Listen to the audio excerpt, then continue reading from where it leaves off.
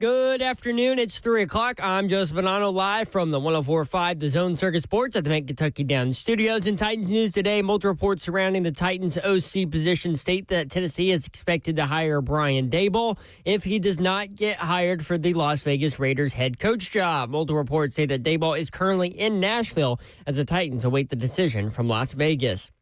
Also, last night, Ian Rappaport reported that the Titans are hiring Cowboys defensive line coach Aaron Whitecotton to be the new defensive line coach and run game coordinator under Robert Saleh. Whitecotton was a candidate for the D.C. job in Nashville. In NFL news today, the Buffalo Bills have hired offensive coordinator Joe Brady to be the next head coach of the franchise, signing a 5-year deal with the team. Brady has been the OC leading Josh Allen in the offense since 2023. Also, Aaron Glenn and the Jets are parting ways with offensive coordinator Tanner Engstrand as another OC search begins in the NFL. Tonight in college hoops, number 18 Vandy hosting Kentucky at Memorial Gym. Tip-off scheduled for 8 o'clock on ESPN. For your foundation repair, whatever needs you need to visit USSTN.com. Bringing news at once on your home for the Titans and Balls. This is 104.5 The Zone.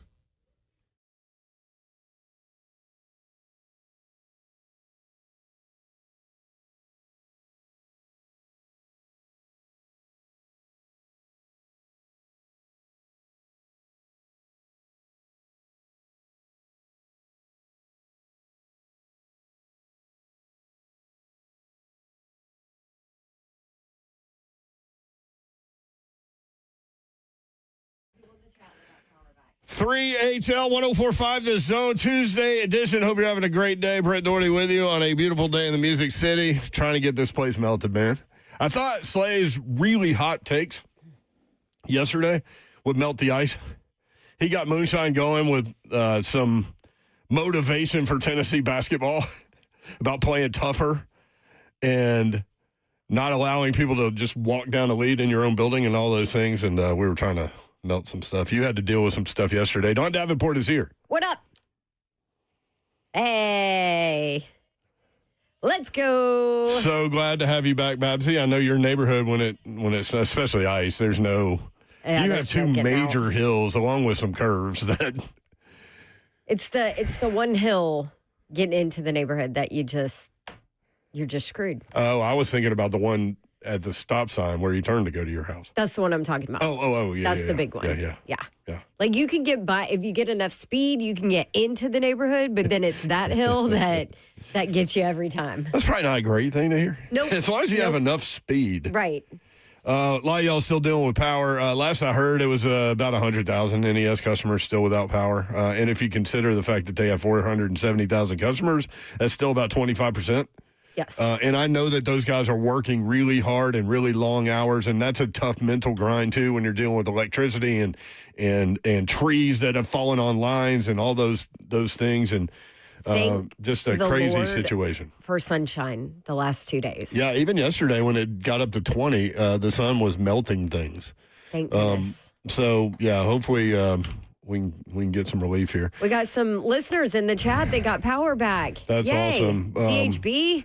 We've been praying for y'all. Yesterday, There were a lot of people who were like, I've been without for 29 hours. I've been without for 27 hours and all these things. So glad for those that did get it back.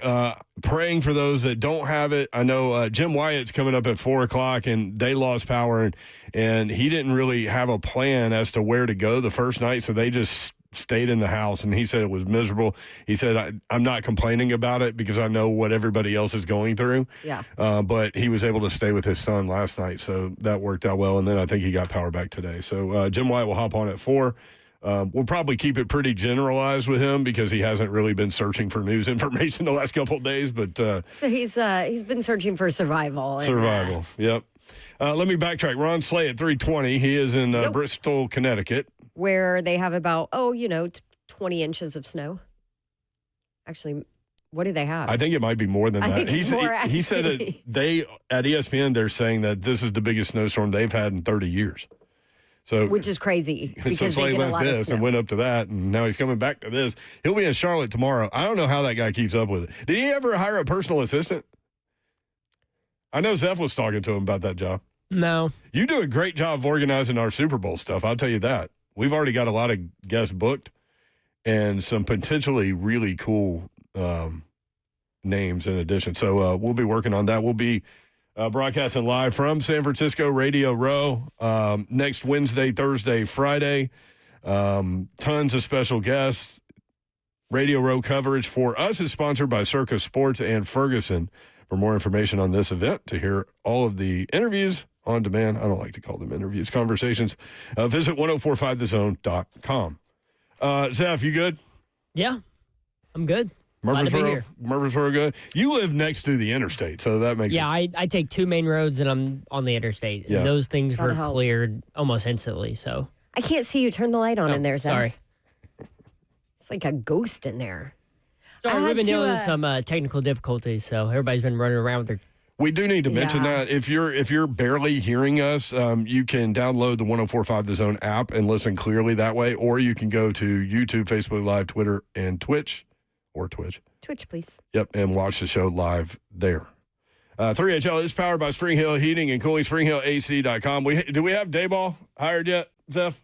He's not hired yet, but Apparently he he's in is town. in Nashville, according to multiple reports. Paul Karski first with that. In town in Nashville. So the situation is this. Multiple reports this morning about Daboll interviewing a second time for the Raiders job.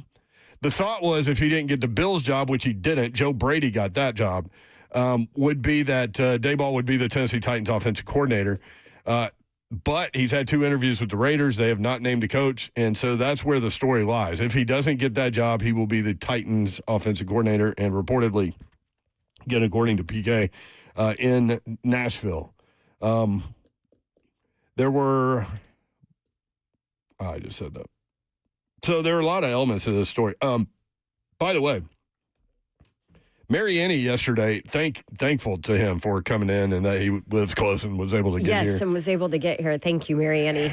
That was great. But he was anti-Daboll as offensive coordinator, and he came at it from a weird way, and I knew that this would flame out Don Davenport. He said, Daboll as offensive coordinator, he's only lasting 1 year. He'll get a head coaching job next year, so why even do that? Because Cam Ward would then have 3 different offensive coordinators in 3 NFL seasons, and then you can go back to college, and it's 4, 5. Maybe 6. Well, his guy from Maybe 6 and 7. Incarnate Word went to Washington 6, State. 7. Yeah, there you go. That's not a thing anymore, Babs. Oh, well. One more time. It was good. One It more had a time good- for the snowstorm of 2020, ice storm of 2026. It had a good run. Did you know, I found out today that this winter storm had a name? You know how No. they name hurricanes? I know some winter storms get names. What was the name? This name sucks. Well, And I apologize to anyone named this. Fern. Vern? No, Fern. so winter storms get Fern, inanimate like objects. Like they get named by inanimate objects, whereas hurricanes get named like names. Right. So Fern. like you could have like I'm all good with anybody named Fern. I have You no could problem have, with like, that. But why winter- name a storm Fern? Like, could have, it's like- got to have a name, man. Also- winter storm remote control. I think Well, that we would should. be better. I mean, Fern, like, hey, let's name the storm what it's about to destroy. All your ferns gone. Yeah. Oh Everything man, gone. that's really Look, man. that's a tough way to look at that. Don. There are it's so many true. trees down everywhere. But my guess is a lot of y'all hadn't been downtown. There are so many trees downtown. There's everywhere. Are you kidding me? You should see my neighborhood, Mayor. I can't. Yeah, I know. We drove to a neighbor's house last night. My crazy obnoxious Georgia fan Yes, Casey. friend Casey. Yes, she's named operating an Airbnb right now because they did not lose power In her own house. in her own house. Yeah. Yes, so there's like 40 adults, 3 dogs. I think there's 5 fish, Like a hermit Gila monster? crab. Yeah, Something like hermit that. crab Yeah. made the trip. There was like So- 80 kids there. My immediate thought, and I didn't get to type it fast enough, was why didn't you guys help out? Because you live right down the street from her, and you answered We my offered. question before I got it out. And your answer to my question was, Nobody wanted to come stay with Big Boy, even though we would put him in the bedroom. There's not a whole lot of trust with our poor dog. So Patton is a menace, man. he's a menace. That's what Slay said. But anyway, so we're driving over there. I mean, there are streets that you can't pass because of trees down. I get to their house. Literally a tree missed their house by inches, just cracked right down the middle. You can see the inside of the tree. I mean, it's just all over. And I mean, that's part of the problem of what you've been dealing with, this ice and taking down power lines. These trees are just down everywhere. It is going to be a massive cleanup once everybody is back with power and safe, Bibbidi Bobbidi on YouTube. I'm sad for the trees. Along with those of us without power still. Yes. Jaguar Jake says, Winter Storm Turd. See, that's better. That's a great name. That's better than Fern. I mean, they should come up with some name to at least give some, because you're naming disastrous things. Disastrous situation. After people that have that name. So I don't think there's a lot of people named Fern. Probably not anymore, but back in the day, really? there's your grandma down at the nursing home with, Pudding Day and all that. She might be Fern. I don't know a single Fern. Well, nobody would name a baby Fern now, but 1950, 1940, somewhere in there. I don't know. There's some weird names out there today. I will say this. I was doing radio at 1510 back in the day, and our producer was, she was awesome. Great person, great producer, great person. Anyway, her name was Katrina. And so when Hurricane Katrina rolled through, I was like, that's not fair to her. Don't name that thing Katrina. Yeah, that's a tough namesake to carry. Name it destructive words. It's okay. You got to deal with it anyway. Fern. Turd is much more disastrous than Fern. Yes, that's true. Let's see. Former head coach of the Giants would join the former head coach of the Jets. New York, and Nashville. How about that?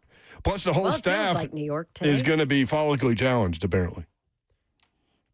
Yeah. You don't want no stinking hair.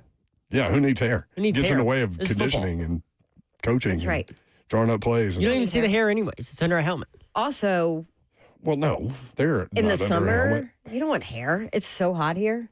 Hair's overrated. Well, then you got to deal with sunburn That's on what your the hat's for. on your scalp. I also started thinking about, so let me go back to the moonshine story. He was against Daboll because he would be too good. Yes. Which I went on a kind of rant. feel bad because I yelled at him. You did yell at him, but you also brought him around. He texted us today, and he said he's really stoked now. Will you please tell everybody what else he texted us? What did he text us? That he already bought tickets to the Super Bowl next year. In L.A., which I forgot it was in L.A. He bought flights to L.A. already for the Super Bowl. It is pretty good stuff. Because the Titans are making If it comes together like this. Now, here's the concerning part for me about all this.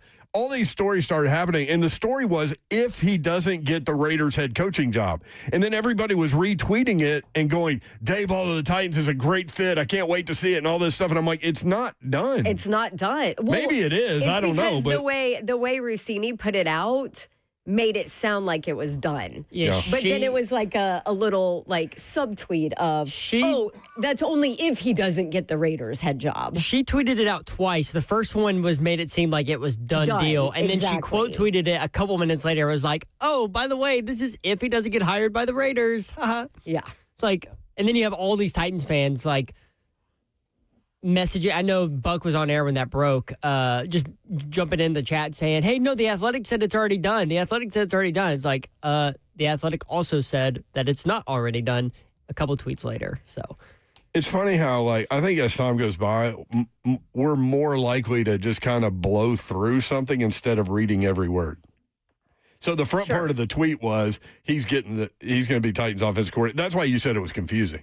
Because then at the end, maybe you stopped reading. If it's not a done deal. I mean, come on. Yeah. We know what they're doing. Raiders, Clickbait man. is our generation.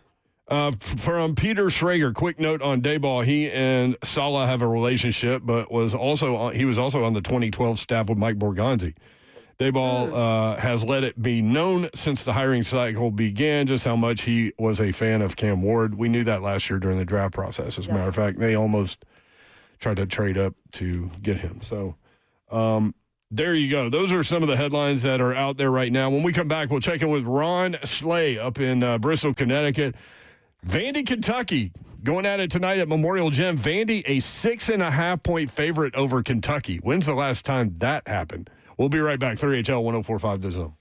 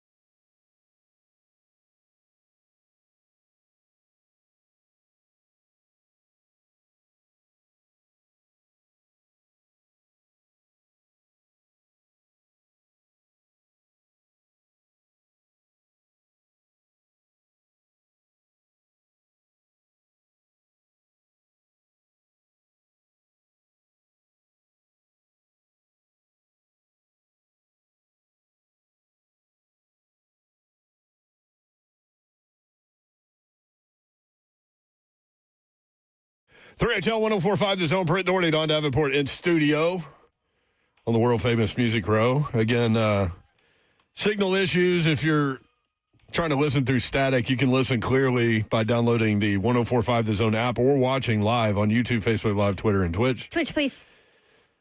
We have a ton of people watching right now on YouTube. Hi, guys. Today is National Chocolate Cake Day. I think that's a day we can all get behind. You good, Babs? Sure. Chocolate cake? I'm all about Slay chocolate Dog, cake. you good with chocolate cake? Slay, unmute yourself.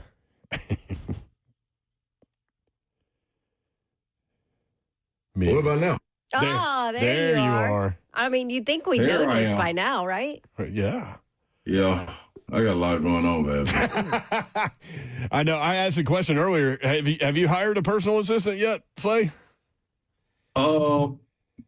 No. I know you have. But hold on, see. But man, your schedule. I got This video's frozen. Oh, it is. Apple Music done cut on. I got all kinds of Slay, stuff. your video's frozen. Well, that's about right because Bristol is frozen right now, too. Yeah, so. he's got a furrowed brow in his frozen video. Yeah, how much snow do you have up there? There we go. I don't know. It's quite a bit. I just know one thing. It's off the road. It's off the road now. They salted us down. We can travel freely. So it's good to go right now. I think that I'm good to go. You just earned the show's meteorologist role, like fake meteorologist role. I don't know, but it's a lot. It's a lot of stuff. Yeah, man. There's a whole lot going on, too, if you're out there in it, man. Be careful out there. Hey, big shout-out, though, man. NES. Yeah. First responders. Hey, man, y'all are on it. Good gosh. It's a lot of times I don't envy you all. I don't envy you in this one either, man. But I am so grateful that y'all are out there getting to it. There's so many people and shout out to the mid-state, man. The people opening their homes to friends and family, dog. Yeah. Like, a lot of y'all have done that's that. always cool. Yeah, that's always cool for the holidays, but that always is short-lived, like 12 hours, maybe 24. But to extend that, This is like we're working on 3 days now. yeah, Babs, that's been big time salute. Yeah, and it wasn't even thought that it was gonna get to that level as far as opening your private space to people. It's different over the holidays. You kind of prepare for it. This wasn't prepared for, so Yeah. Yeah, because you never knew who was going to lose power or who wasn't. Yeah. Well, you don't know if it was you. That's right.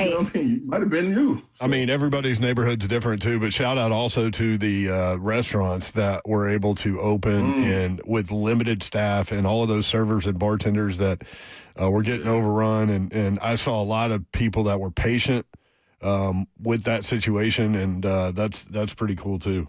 No doubt. So thinking about them. I want to hit y'all with something that we talked about yesterday real quick because I want to get your take on this. And it's Daniel Jeremiah. He put out his first 2026 NFL mock draft. So mock draft 1.0. Raiders, Fernando Mendoza, quarterback, Indiana. That's what we're going to hear until the draft and on draft day. Jets, number 2, Arvell Reese. May get that one too. Linebacker, Ohio State. Cardinals, Spencer Fano, offensive tackle, Utah. Titans, Francis Mauigoa, right tackle, University of Miami. If they go offensive tackle at 4, this city might explode. Slay, what you got? Slay might explode. Look at him. Yeah, man. I don't. He's like wiping his cheeks. Yeah, Babs, this one. All right, okay. So I'm all in. I'm all in for the plan, man, and I'm blind trust in this one. You know what I mean? With maybe just blind in one eye. Yeah. Maybe he is a got mauler. coma. He is a mauler, but I'm saying in the trust in the people that are pulling the strings to make the call. You know what I mean? Mike Borgonzi, the head coach, the guys that are talking about the personnel. The trust is gonna have to be there. Good God, you asking for some more patience after 2 losing seasons, man, to go get something that's not gonna necessarily be a splash, but it is gonna help your franchise quarterback. But man, so if that's the case, then you're talking about not soothing the emotions or the feelings of the fan base at all. You talking about, man, we building this strictly You know what I mean? Without the splash, without the big headlines, this is going to be an in the trenches rebuild. You know, like it's, ooh, gosh. Like we like to see things the only reason I say that is we like to see things on the surface. Not necessarily seeing things on the surface if you go get a lineman. Right. So because there's no stats. If they go Malagoa, like he is a mauler, he's a beast. I get it. Right tackle. Does that move J.C. Latham to right guard and solve that little problem? Ugh. Yeah, and then you still got issues. Move him. Yeah. That's what I'm saying. I'm with Babsy. It better move to act like this has to absolutely work. Yeah. Like you can't miss. We can't be talking about this a 3-year plan like Savage says with linemen. No, this got to be a bona fide walking in, not a gold jacket, but this is a damn Pro Bowl night in and night out. Also, This is my other thing, and you guys know me. I've always been like, if you don't have a line that can protect, then nothing else matters. I have said it for the last, 5 years for this Titans franchise. I have said it. You got to fix the guys up front. You know me. Yep. But also, at the end of the day, you got to help out Big Jeff because he has been very vocal about, I want to stay. I want to finish my career here, but you got to give me help, right? And you haven't in the last couple of drafts, at least first round help. And B, give your quarterback somebody that can separate. Yeah. Find a playmaker. Yeah. Do something. I think that will probably give him something. Yeah, they'll definitely do that during the draft. They will address wide receiver again during the draft. I don't think they do it at 4. But if you could walk out of here with David Bailey, what we're starting to learn about that dude and just kind of watching tape. And there's your Big Jeff help. He's the edge guy. And then Reuben Bain Jr. we keep talking about too. And he's going to get nailed in pre-draft with the short arms. But I did read a stat about him from PFF College. Miami edge rusher Reuben Bain Jr. finished with 83 quarterback pressures in 2025. That's tied for the most ever in a season in the PFF College era, which goes back to 2014. That dude is a beast. I don't know if he's pick number 4 beast, but he's going to be a player. Or does he fit Salah's scheme? I think with that 4-3 base, yeah, it's like we just don't. I can't go that deep. You know what I'm saying? Yeah, I'm with you. So, yeah, but it's good. I'm with Babsy, man. Like you got it. We all for protection. We all totally understand that, and we've been harping on it, especially for years. Yeah, I mean, this is nothing. We were saying this when Derrick Henry was still there. Like, put something right there to protect where he's not battling in the backfield, and let's just shift to a quarterback now. So we're talking about the same thing. And yes, we have quality guys right there in the draft, but to take it again, you got to nail this thing.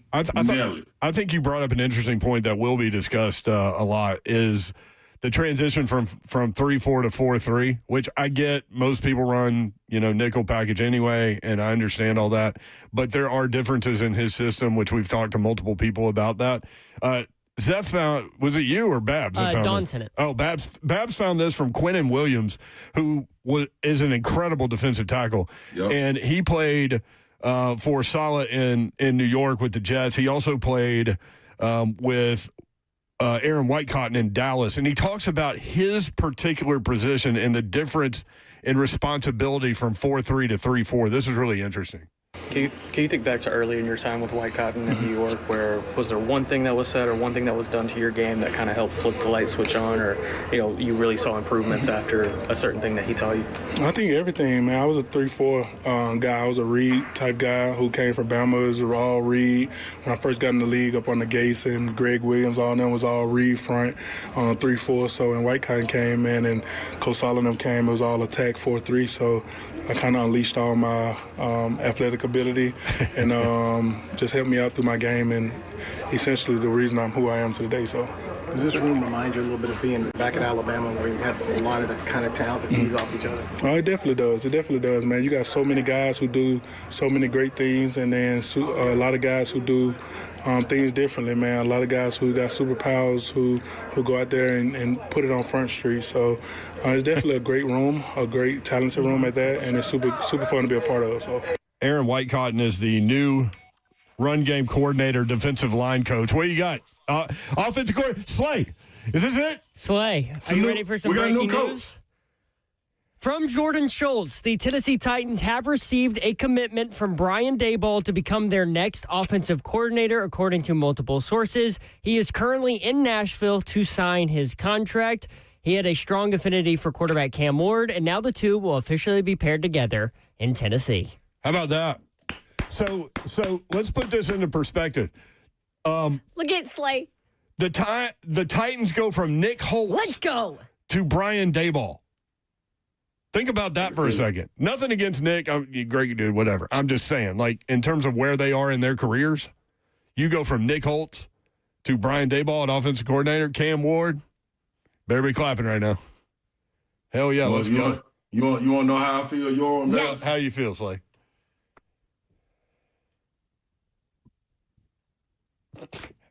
I need someone to do play-by-play on what he's doing right now. What is he doing? Oh my gosh, he just put his belt. He's I've got wrapping my his belt tied around my bicep, and I'm looking for the vein to inject this into. I'm injecting all of this into my vein right now. Give me all of it. Listen, y'all. This is the first time since losing LaFleur, if I'm mistaken, that we've got what we wanted. As far as the fan base. Now, I don't know the two things that we've been searching for is a coach and an OC since LaFleur left. We got it. We finally got it. Like, this is what I'm telling you. Is it sun outside? no. Well, Yeah, it is. Get ready, because the heaven's about to open up. When I be gone? He's shining down on us now, y'all. I'm telling you, we on our way, man. That's it. That's it. I'm just going off resume. We all said that everything's got to work when it gets there and gets in place. We're going off resume. We saw what he's done. We saw what he's done. Can I also point this out? An affinity for Cam Ward. So he looks at his game, he looks at what he put on tape in year one as a rookie and says, absolutely, I want to tie myself to that quarterback because of the potential. Let's go.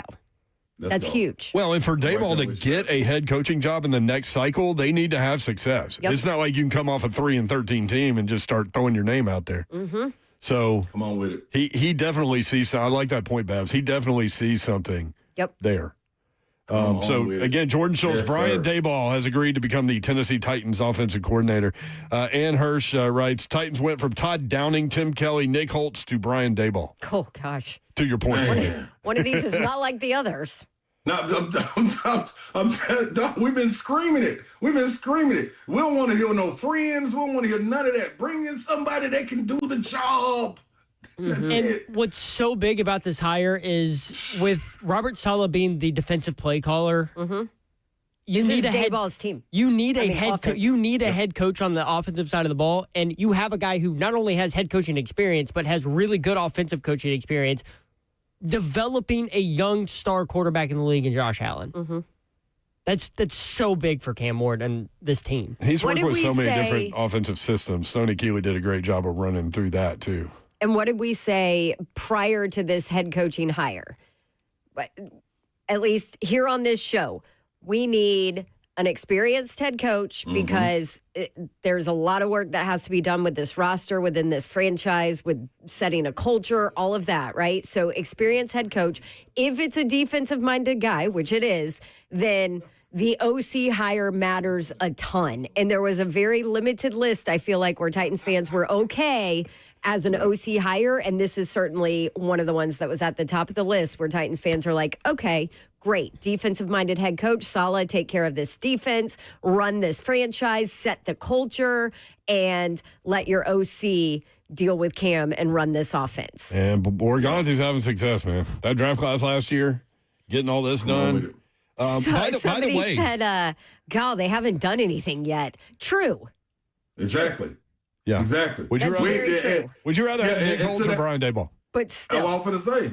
And to that point, we ain't never had nobody to stand beside either. They ain't done nothing yet, but the same people that they've been bringing in here, we've been pointing at instead of standing beside them and pointing out. pointing outward. Like, here we come, people. Now, we've been pointing at them with the people. Yeah, no. They sure ain't done nothing. Yeah, I'll accept this all day. Kent Give me says, this one. It's okay, Titans fans. It's okay to get excited about these hires. why not? Right. It's okay. Right. Get excited. It's been a rough couple of years. Yeah. It's okay to have a little positivity and to feel good about at least the foundation that's now being reset. There you go. It's okay. We're allowed to be excited. Well, and this coaching Yeah, and staff let's has nothing to do with the last 2 years. Correct. Like, that's not on them. Yeah. So, let's go. And it's okay. It's okay to celebrate small victories. We're all right. That's right. That's right. Listen, we ain't won a game, but we are happy right now. Good. It's going to be a fun offseason. Senior Bowl. Yeah. Zach Lyons is checking in from the Senior Bowl today. Then you got the draft process. You've It's got going the to be fun. fourth overall Free agency. pick. You've got a ton of money and cap space. Come on, man. You've got some really good young talent that showed that they can be pieces for this team moving forward. It's okay. We can have a little positivity. By here. the way, guess who broke man. this? It looks like Jelly Roll broke the story. Oh, jeez. That's even better. Was That's he, even better. was he hanging That's out even with better. Daboll? Is that what's going on? Jelly Roll tweeted out at 3:27. Now, the Jordan Schultz story, he tweeted at 3:28. Oh, so my gosh. Jelly Roll was in front of Jordan Schultz. Jelly Roll tweeted at 3:27, official. The Titans have signed Brian Daboll as offensive coordinator per at Jelly Roll 615, hashtag Tighten Up. Man, get what? Jelly Roll straight breaking Titans news. Me from myself. That's what they doing, Jelly. That's all they doing. They trying to save us for ourselves. Thank you for breaking that, Jelly. We're going to turn the corner on this one, boy. We are all right. We are all right down here. We are all right. Question in the chat. I guess they just tuned in. Did we get Daboll? Yes, the Titans have hired Brian Daboll as offensive coordinator. He is in Nashville. 3HL powered by According Spring Hill to Jelly Heating Roll and and Cooling. Jordan Schultz. And Paul Kawarski. That's Yes. quite a threesome. there. Send Jelly. Send Jelly. Matter of fact, don't even send Daboll. Don't even send them to do no press conference. Give us Jelly. We want Jelly. That's right. So it kind of We'll works talk to you. perfect too now with the Titans because of the weather pushing Salah's press conference and all of that. So we might be able to meet the whole staff at All the in same together, time. baby. Yes. All in together. Hey, Slay, a lot of people in the chat talking about how cool it is to watch you on that ESPN desk, Hell yeah, dude. rocking your 3HL sticker on the back of your laptop. I had, I'm surprised that wasn't a problem, actually. no Maybe at some problem. point, but I'm just rocking. Somebody got to give me a cover or a laptop. Yeah, what else they I'm doing? can give you a new laptop if they don't like Yeah. it. That's Well, you right. need- live need one, steps. too. I got to have live steps, man. Big Tom even called me and he was like, "Hey, you know, I'm watching Big Slay on ESPN next to Seth, and it's pretty damn good." Big Tom. Big Tom who never doles out I'm like, compliments. Big Tom, I have literally gotten like 2 compliments from Big Tom in my entire life of living, and he's like, That's my dog right "Big there, Slay's man. pretty damn good." You I'm know like, who "All hit me right, with I'll that tell him." today was Bert. Bert was like, "Man, you see Slay on ESPN." I was like, he was like, he is so good and he's so knowledgeable and all these things. I was like, yeah. The other thing is he's brought energy Yes. to that dude, Yeah. and it's funny to watch like some of the older guys like feed off of your energy. Like they just wanted it. You know what I mean? They needed it. Yeah. They So didn't I'll know give it 'em was missing. I'm going to hand out belts today and let everybody inject it in their veins, too. Oh boy. Oh boy. We bring the car to the ESPN. Hey, All right. The mom in me is like, all right, Slay, don't push it. There is that line. It's a line, You can man. put your toe on it. Just don't go over it. Don't go over. Don't turn into Palmer. It's ice right there. Exactly. That ice will break. Don't cross the line. We want you back there again. I'm glad you brought that up because there are going to be a lot of toes behind the line for Vanderbilt tonight. Number 18, Vanderbilt hosting Kentucky. And Slay Dog, they're a 6.5-point favorite. I don't remember the last time Vandy was that big a favorite against Kentucky, but that's the way it is. 8 o'clock ESPN tonight. Point spread aside, how do you view this matchup? Because Kentucky's coming in hot, too. Yeah, I like this matchup. I think we keep talking about this with Vanderbilt, with the front line and all of that.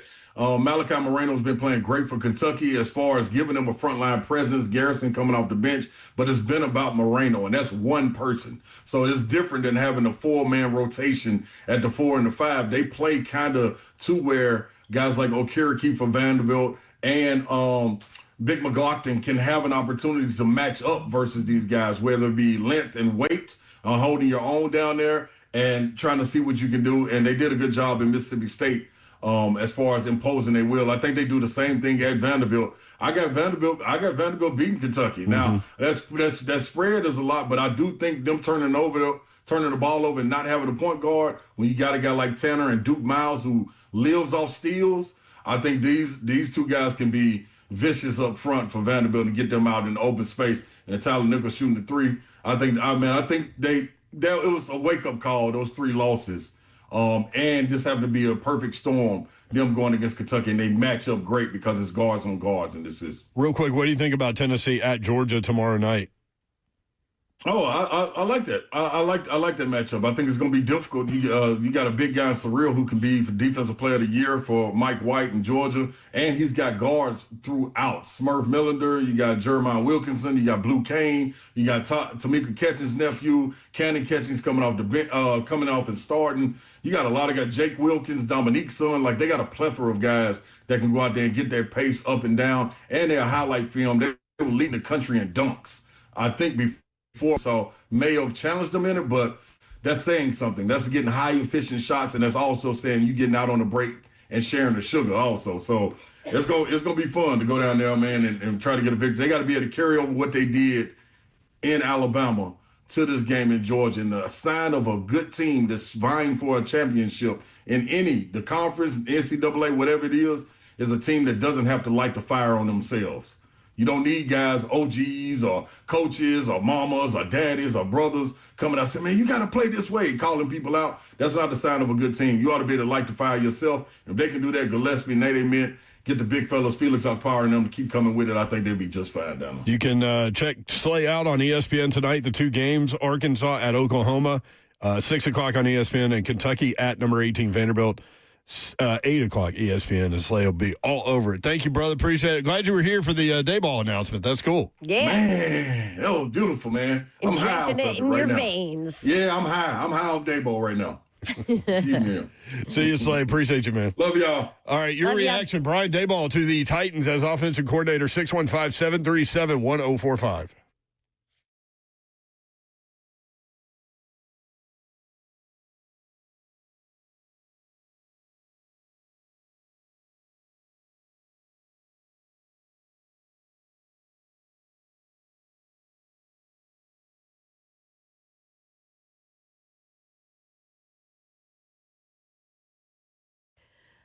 All right.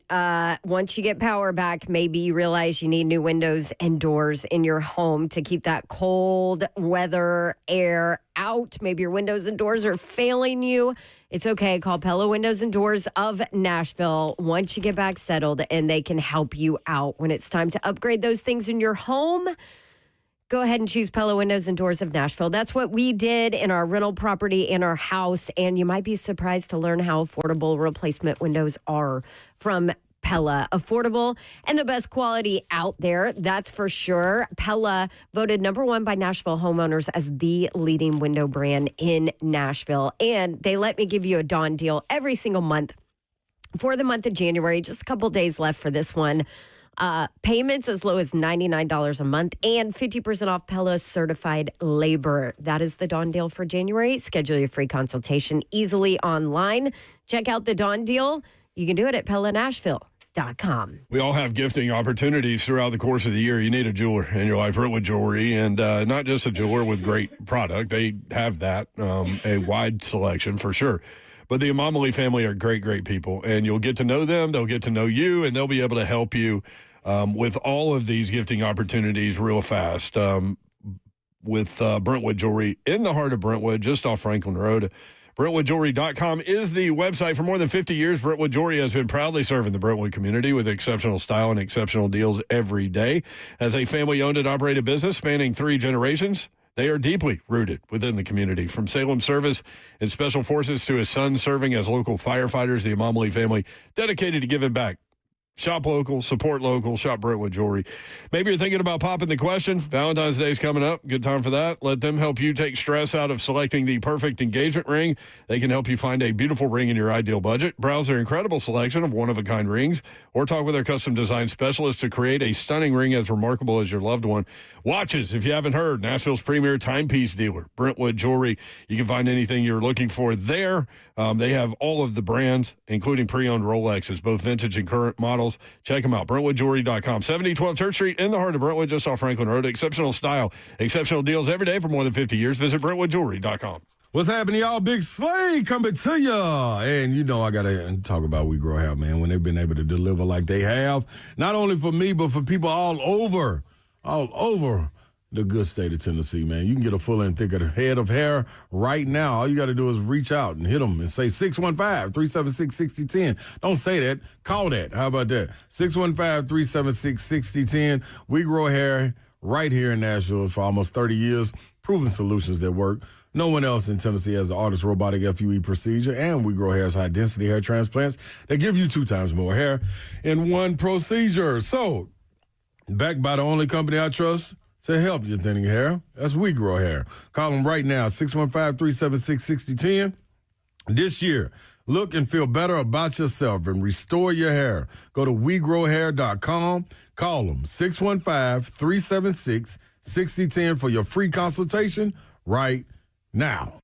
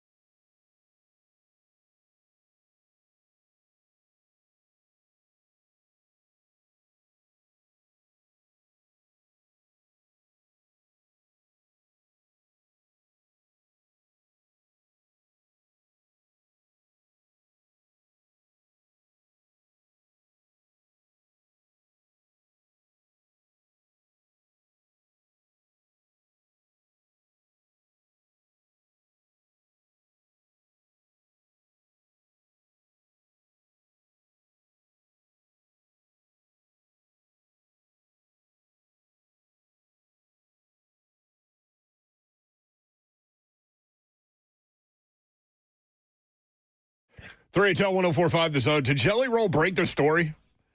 He sure did. Brian Daboll to the Titans as offensive coordinator. I mean, timestamp was 3:27. Jordan Schultz, who we thought broke it, was 3:28. Jelly broke it. Somebody wrote Jelly Schefter. You think they brought him into the building to like close the deal with Daboll? Maybe Daboll was a big fan. Yeah. They're like, hey, you want to be Jelly Roll? Well, if you become our offensive coordinator, we'll have him there when he signed. Yeah. Somebody in the chat asked where I got this hat. There is a place in the factory in Franklin that is Nashville like centric and sells Nashville things. And so they have some TriStar hats and things like that. So I don't remember the name of the store, but it's in the factory next to Jameson Hall, which is the big event space that a lot of people use. But yes, it's like right. You've been in there? Right next to, yes, they have the coolest stuff. So I get my haircut, shout out Matt Fine at Structured, and it's over by that store. So when I go to get my haircut, I'll go in there and see if they have something new. But long story there, but that's what it is. I like Nashville and Tennessee things, TriStar and stuff. And local. Yep. Local. Jason Anderson, where do we get a 3HL sticker? I have a few left, honestly. And if you come to a live show, and I don't think we have anything currently scheduled. Our next live show is at A Moment's Peace the day after the Super Bowl. Okay. And then after that, we will be at T-Line for the curling event that 104.5 The Zone is hosting on February 12th. I'm glad you mentioned that. Here's the copy I have for this. You ready? Get ready to slide into an unforgettable experience. It's true. Babs did it. Join 104.5 The Zone at T-Line Nashville for our Sweep, Sip, and Snack Curling Challenge on Thursday, February 12th. Grab your team, hit the ice, and test your skills.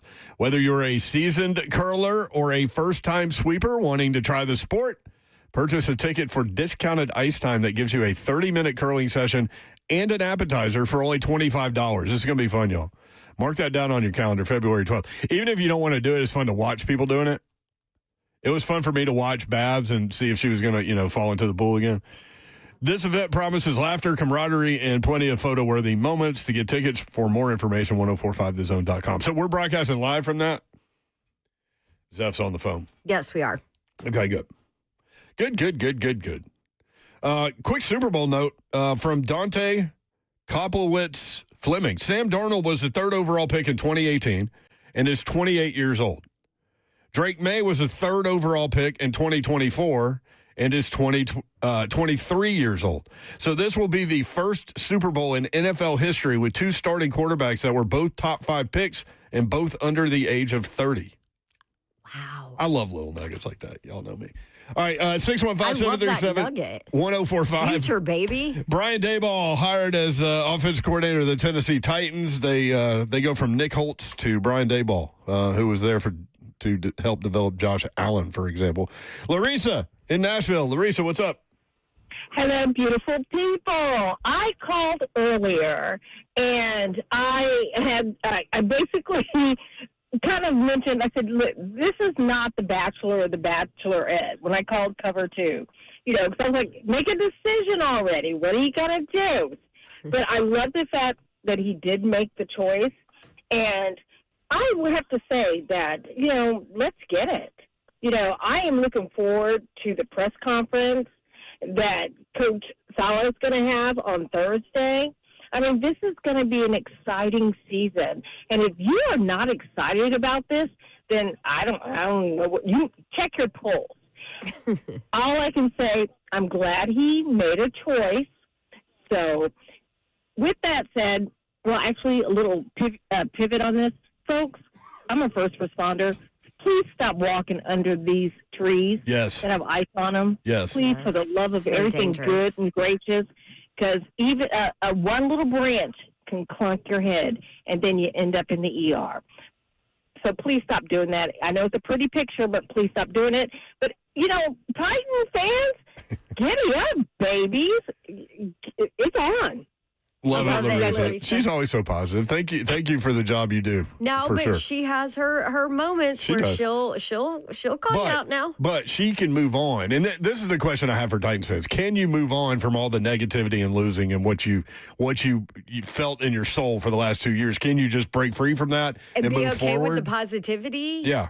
That this could be a really good staff. I mean, if you look at it like life, you can't let all the negativity that's recently happened to you, if that's been your case, affect you moving forward because life's too short. Now, in terms of fandom, it's probably harder to do that.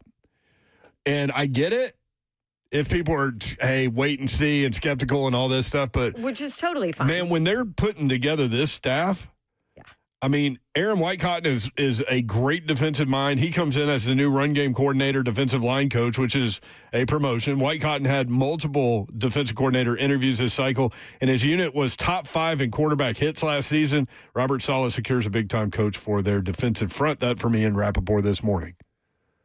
Zeph, what time did you send us? Then strangely, I'd already seen it. That's how early I was up. But you sent it at what time? Oh, I don't know. Like 6 a.m.? Yeah, well, because it came out last night. I had fallen asleep, so I didn't get to see it last night. So pre-Hadley, Babs used to have, when it was me, Mickey, Ryan, and Babs, she had a rule that we do not start texting about the show until 9 a.m. 7:30 is when I send it. That's not bad. 9 a.m. was my rule. Yeah. That is like a joke now.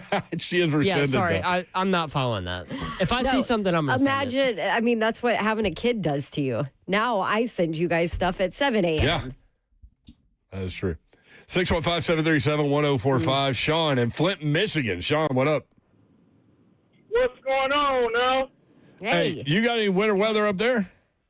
Oh, hey, yeah, we do. We got a lot of it's freezing up here. I got you. What's up? Man, I've been a long time listener, first time ever caller. I'm so happy we finally went to the mall and didn't go to Walmart. No Thunder K. I like it. Absolutely love it, Sean. By the way, you walk right into a little thing that I was going to present later from On3, the top 10 most watched men's basketball team so far this season per Nielsen ratings. Number 1, Michigan State. Yep, we watch Michigan State all the time, man. That's my squad. I'm not a big Michigan fan, but they doing their thing right now. Yep. Thank you, Sean. Call in more often, man. Appreciate you. Really do. Thank you. All right. Thanks, Sean. 615-737-1045. This hiring cycle and the moves the Titans just made just had Sean call in for the first time ever. From Flint, Michigan. How about that? First time ever. Were you surprised when I said Michigan State's the most watched college Positive. basketball team? Yes. Yes and no. I mean, they got Izzo up there, so I'm not. Well, and they're really good. Yeah, but- so I'm not 100% surprised. So I'll read that top 10 list in a little while. Speaking of Michigan, number 5, Nebraska, at number 3, Michigan tonight. Michigan favored by 10.5. Wolverines are 18-1. Nebraska's 20-0. That's going to be a fun one, too. When we come back, Jim Wyatt, he's been without power, too. We'll talk with him about freaking Winter Storm Fern. Also, Titans with all this news. 3HL 104.5 The Zone.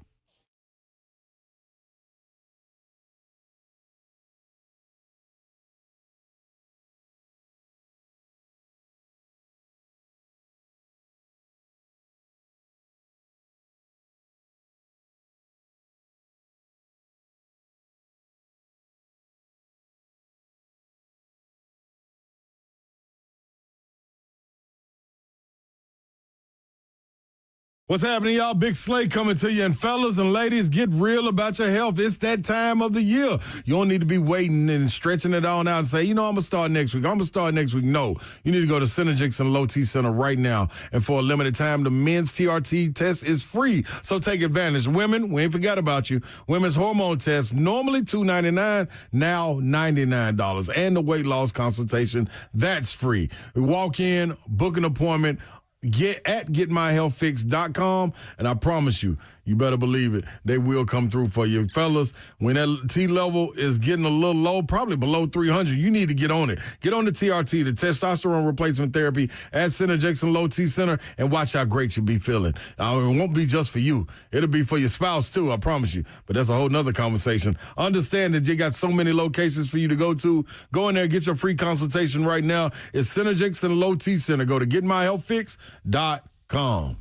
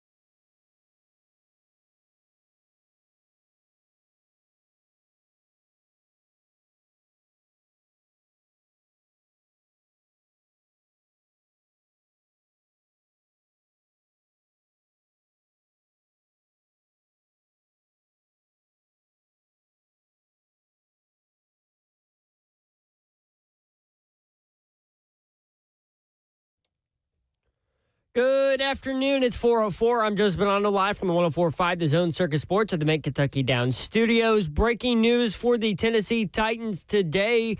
Jelly Roll, of all people, and Jordan Schultz had it first, as the Titans have received a commitment from former Giants head coach Brian Daboll to become their new offensive coordinator in Nashville. He's currently in the city now to sign his deal. Daboll has a strong affinity for quarterback Cam Ward, and the two will now officially be paired together here in Tennessee. In other NFL news today, the Bills have hired offensive coordinator Joe Brady to be the next head coach of the franchise, signing a 5-year deal with the team. Brady has been the OC leading Josh Allen and the offense in Buffalo since 2023. Also, Aaron Glenn and the New York Jets parting ways with their offensive coordinator Tanner Engstrand as another OC search begins in the NFL. Tonight in college hoops, number 18 Vanderbilt hosting Kentucky down at Memorial Gym with tip-off scheduled for 8 o'clock on ESPN. For your foundation repair and waterproofing needs, you need to visit USSTN.com. Breaking news at once on your home for the Titans and Vols. This is 104.5 The Zone.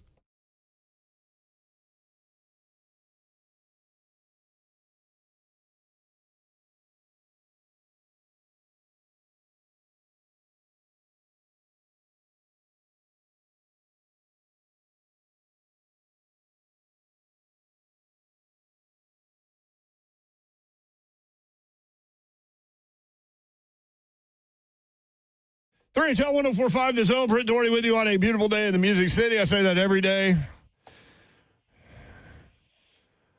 Lord blessed us with today. Take advantage of it. Know a lot of y'all are dealing with some really challenging issues, and hopefully for those that are still dealing with that, we're getting closer to an end to that situation. Shout out to the NES employees that are out there in the cold and with the ice-covered trees and power lines and electricity and all those things, and first responders as well, hospital employees, all of it. Thank you. Don Davenport is here, y'all. Hey, let's go. Here we go. Does that ever change? Like, do you stop and go, you know what, today I do care about my reputation? No. No. At this point, I always say, remember when you used to be a journalist? Yeah, that's all out the window when I joined you 8 years ago. We need to get Neil Orn in here in studio one day. Tell some stories. That's it. That was the start of my demise as a journalist, was working with him. I gave you great practice in terms of how to deal with me, though. That is true. 615-737-1045. The Tennessee Titans have reportedly hired Brian Daboll as head offensive coordinator. As offensive coordinator for Robert Saleh's staff, and they've also hired Aaron Whitecotton as the new run game coordinator, defensive line coach. A lot of positive remarks about that hire as well. Ian Rappaport writing, Robert Saleh secures a big-time coach for their defensive front. So, Big Jeff, happy about that. And Brian Daboll, the big news. So, if you think about it, you go from Nick Holtz to Brian Daboll, who was responsible. It's a significant upgrade. Right. And I hate to say responsible for the development of Josh Allen, because Josh Allen had a lot to do with that, too, obviously. But that was the guy that was there. He's worked in a number of staffs and a number of varied offensive systems. And look forward to getting to know him. 3HL powered by Spring Hill Heating and Cooling, SpringHillAC.com. Jim Wyatt joins us now at J. Wyatt Sports, TennesseeTitans.com. Jimmy, do you have power? How you guys doing? I do now. Yeah, I was without it for a pretty good stretch, but survived it, and I know a lot of other people have it worse than I do, so I'm not going to complain. I'm glad it's back on. It was a tough stretch without it. I know a lot of other people, friends of mine, that are still dealing without power. So just try to hang in there. And but yeah, been a tough stretch, and tough to see the city take the hit like it has. Yeah, our community's hurting, that's for sure. That first night, you told me you stayed in the house, right? Like, how cold did it get that night? I think probably 45 is what the low point was. It just kept getting lower and lower. We don't have a fireplace, and so I guess the most heat we had was from a 3-wick candle, which didn't do a lot of good. We just put a lot of layers on. We did cook up some warm some beans up on a 3-wick candle at some point. Oh my gave us a little gosh! protein, but it was pitch dark other than the candles and maybe some flashlights, and it got cold. My son took us in last night. He knew he was going to have to take care of his parents someday. It came sooner than he expected, probably. Shout out, Gator Mike just texted me. He's without his power currently, too. A lot of people obviously dealing with that. Senior Bowl week this week. I know you're not going just logistically with the press conference being moved to Thursday because of the weather. But what is that event like for people that don't know, don't follow it necessarily? Like, how important is this week for players, coaches, everybody? Well, it's a piece of the puzzle. I hate I'm not there because it is something I've probably been through 15, 20 years in a row. But just like you said, the timing of it with the press conference here and then obviously everything going on related to the storm, it just didn't make any sense for me to uproot and leave my family for a couple of days in the literally in the dark. So I decided to stay here. It's a great tool for GMs, mostly GMs and scouts these days. I don't think as many coaching staffs go to the Senior Bowl as maybe they did before, but chance to talk to a bunch of players, you get a chance to watch them on the field, you gather a lot of information, watch how they work.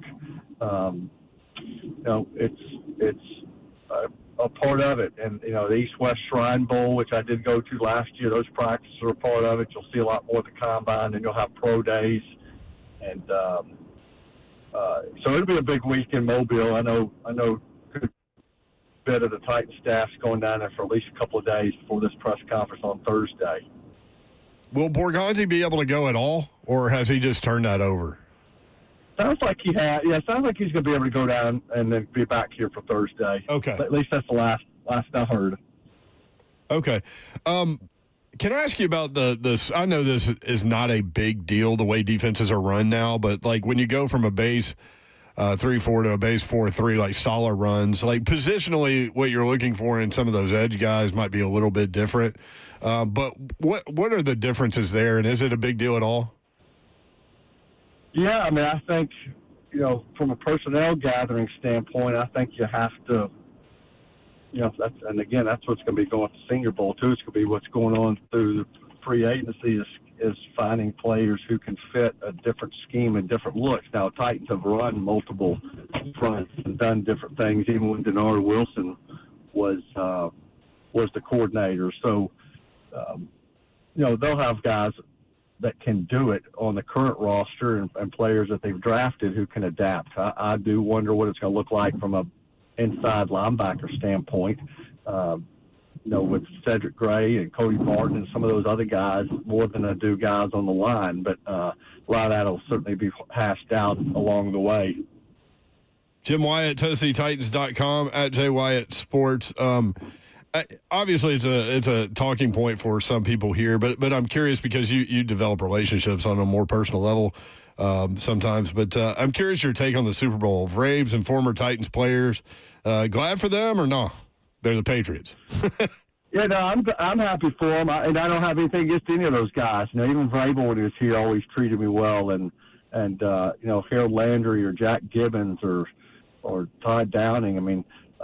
I know it's tough for the Titans fan base to see these guys in the game, but I'm not going to actively root against those guys because they all treated me well and they all did their best while they were here in Nashville. I get that people have a hard time seeing those guys in this game, just like they had a hard time seeing A.J. Brown in the game when he played, and there have been some other guys who have left here. DeAndre Hopkins, another one, have left here and played in Super Bowls, but that's part of it. And certainly you can question things all you want. We can't ignore the fact how bad things were when Mike Vrabel was here. I don't think if Mike Vrabel was coaching the Titans this year, they'd be playing in the Super Bowl this year. I could pretty much guarantee you that to be the case. He just stepped into a good situation there with a good young quarterback. He's got a great offensive coordinator. He's got a team that's rallied behind him, and he's getting the most out of them. He did that a lot of the times here. And I think that's why so many fans liked him and appreciated him. But a lot of those fans, too, were ready to see him go. So, not everybody was disappointed when Vrabel got fired because my mailbag was full of people who were ready to see him go. And now that he's won, now it's full of people who are saying, why did we fire this guy? Yeah, revisionist history. Same people, right? I mean, goes. Yeah, 6 and 18. Yeah. There were a lot of I need to go pull some of those receipts. Yeah. At Jay White Sports on X. Jimmy, the Titans have not officially made this announcement, so I don't know how or if you could talk around it, but pretty big hire potentially at offensive coordinator, and that was very, very important with regard to Cam Ward's development to get that done right. Yeah, and hopefully we'll be in a position where we can say something, maybe when I get off the air here before long. It's just a timing standpoint right now. A lot of things were kind of in flux with him interviewing for other jobs. It was pretty clear early in the process this is the guy the Titans were interested in. It's just a matter of whether it was going to be able to come together. Yeah. And I have seen the reports out there, and I've certainly talked to people inside the building who are efforting to get this thing off the runway. So hopefully it'll be official at some point in the not-so-distant future. Don't hate me if you see a tweet coming before not too long after I'm off the air, but it's just not at a point where I can say 100% yes now, but it may be in 10 minutes. Got it.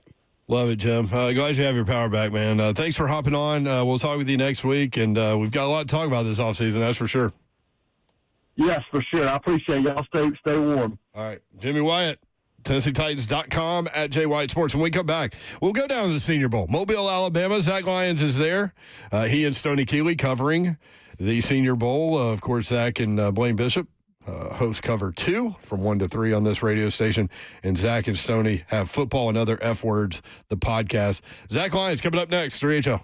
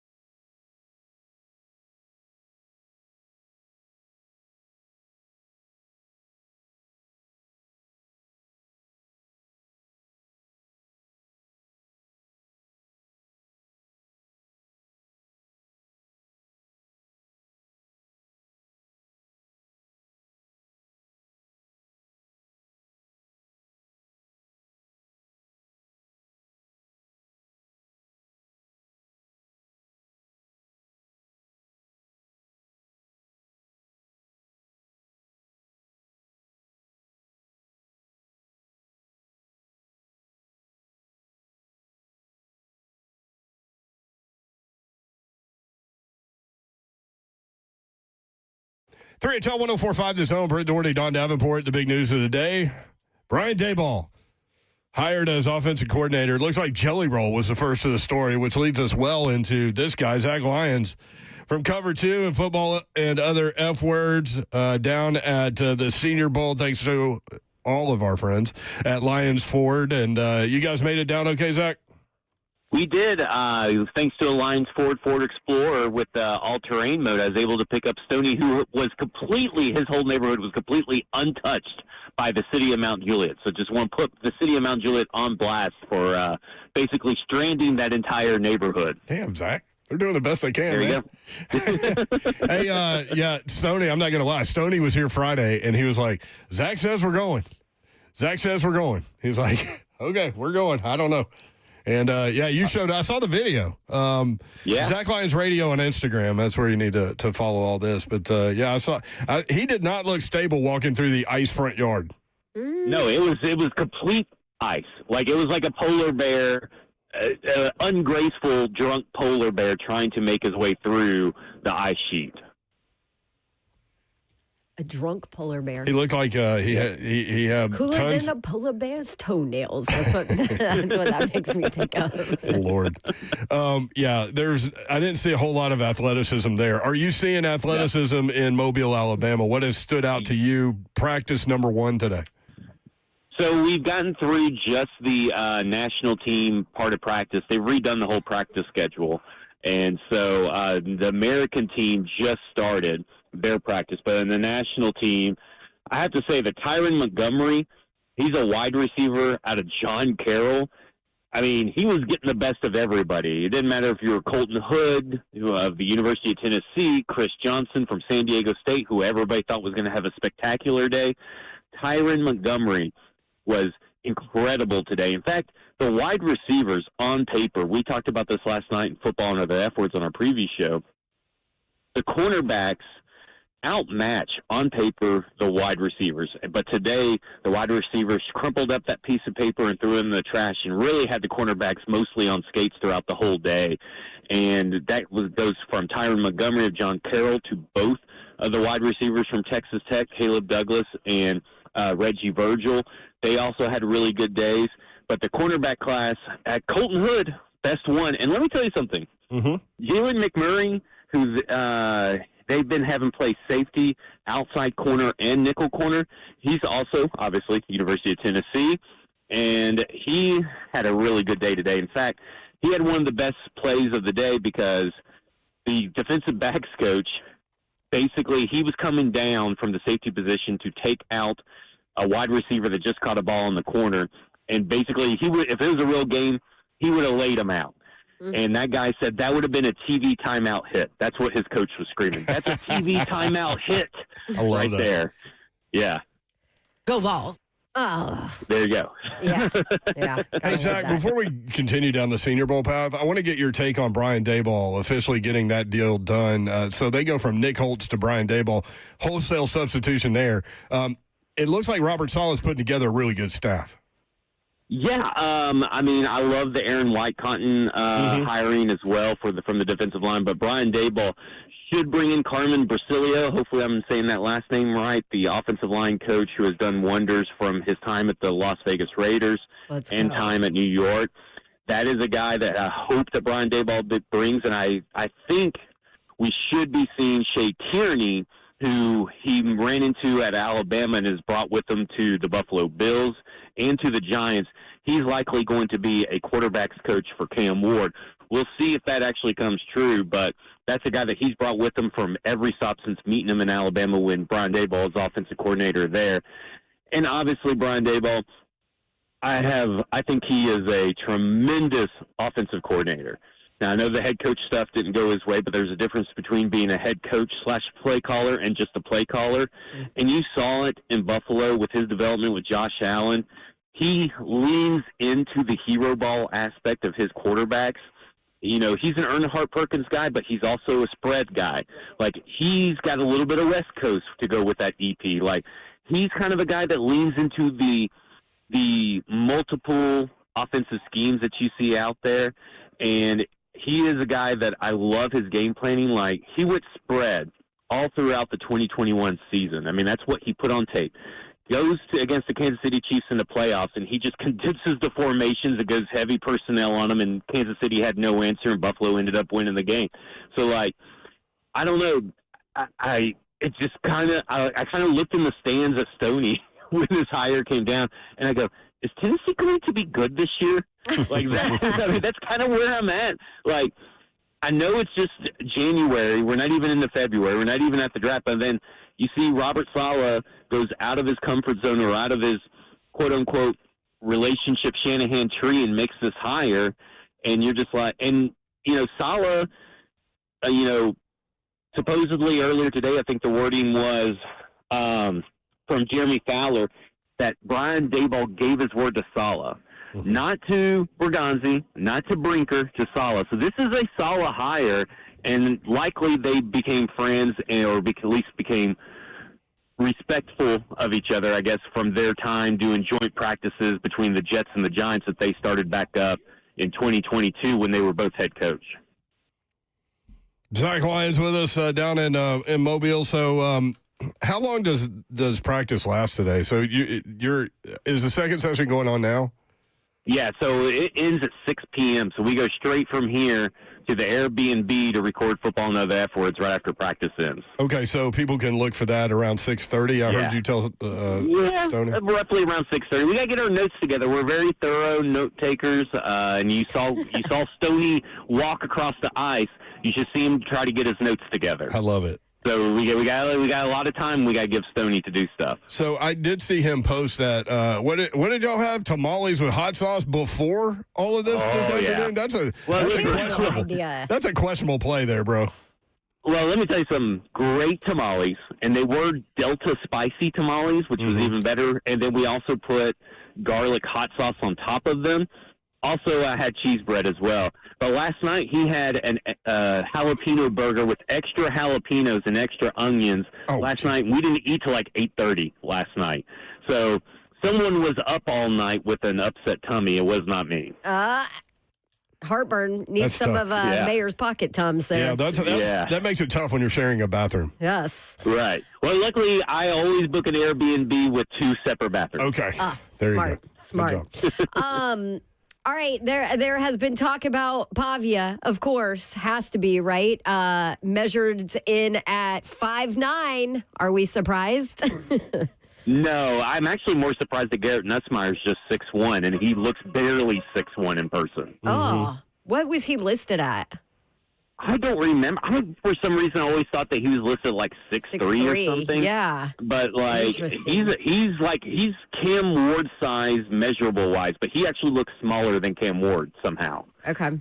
Pavia turning Diego heads. Pavia is a little baby out here. The quarterbacks in the first go around. The first day is always a little rough to really gauge how good a quarterbacks are going to be at the Senior Bowl. Yeah. They all were kind of rough. Diego did have some wild throws I posted a clip of the final 1v1s, and he dropped one in the bucket to Josh Cameron, a wide receiver out of Baylor that's built like a fullback for some weird reason. And he dropped one in the bucket. Now, he had a few misses too, but he's kind of got that little Dylan Gabriel thing to him that I talked about last year where it felt like he had to use his whole body to generate deep shots. I don't know if that's because they have him working on something mechanically or footwork-wise. He just didn't look as effortless, some of his shots down the field, but sometimes that's them trying to teach you something or work on something they saw in film that you can get away with in college but not in the pros. Bussin' Diamond. He's an okay day. Okay day. Bussin' Diamond on YouTube. Ask Zach if the Wentels trip is still on the menu. Wentzel's trip is tonight, right after Football Nova afterwards. We go every night to Wentzel's. You go every night? Never miss a time. Yeah, except for last night, because we thought it was closed, but now apparently they've reopened on Mondays. Okay.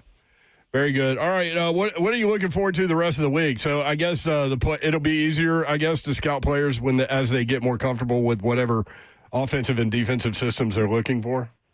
Yeah, I like to today the American team is probably the most loaded of the two teams with talent, and so I'm looking forward to getting out here and seeing some of the defensive rushers like Gabe Yakis from Illinois, But then they also have like Ted Hurst, who's from Georgia State, as a wide receiver, Malachi Fields. But this Boston College wide receiver, Lewis Bond, who is 5'11", 190, he's got something to him on tape. I'm anxious to see what he does against some of the defensive backs. And, of course, Dalen Everett's out here, a day 3 corner out of Georgia. I want to see how physical he is. He got more physical as the year went on in Georgia. I want to see if he carries that over at the Senior Bowl. And, of course, just the general progression of things. Offensive line, I wouldn't get too excited except for Keelan Rutledge from Georgia Tech. The rest of them have been very meh so far. Good stuff, Zach. Appreciate you, man. Football and other F words coming up around 6:30 tonight for their daily drop there. Thank you, Zach. Appreciate it, man. Glad y'all made No it problem. safe. Hey, thank you, guys. Appreciate it. See ya. There he is, Zach Lyons. His coverage presented by Lyons Ford. Good stuff from Zach. 615-737-1045. This is their what? This is their heaven. Oh, These prospects. They love it. They're loving it. You can watch the show live, stuff. YouTube, Facebook Live, Twitter, and Twitch. Twitch, please. You can also download the app and listen clearly there. I know there's some static issues. We had a generator go out. So some static issues on the actual radio side of things. Ann Hirsch on YouTube, she says, I'm taller than Pavia, larger hands than Cam, longer arms than Bang. And she goes, y'all, I'm like 135 pounds, though. She writes. But there were funny comments to that. Jay DeWee said, you sound like a profile for a Tinder date. She put herself out there. James Reed, Dumpster Titans. Dawn, you're not cold, are you? Meh. No, because I'm bundled up. She is bundled up, y'all. 615-737-1045. Brian Daboll hired as offense coordinator. What do y'all think? Bam. What's happening, man? You like it? You know what? I love it, but let me tell you why.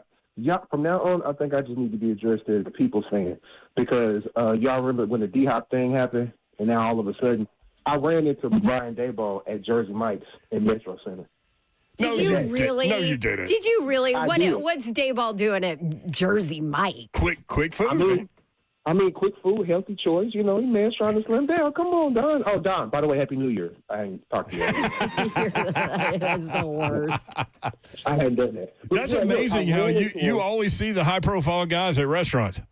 My point, exactly. Now, this just happened to be the day, and I was going through Metro Center to head through downtown to go get some of my drum stuff from a club downtown that I play at. Mm-hmm. And I was like, I want a sandwich.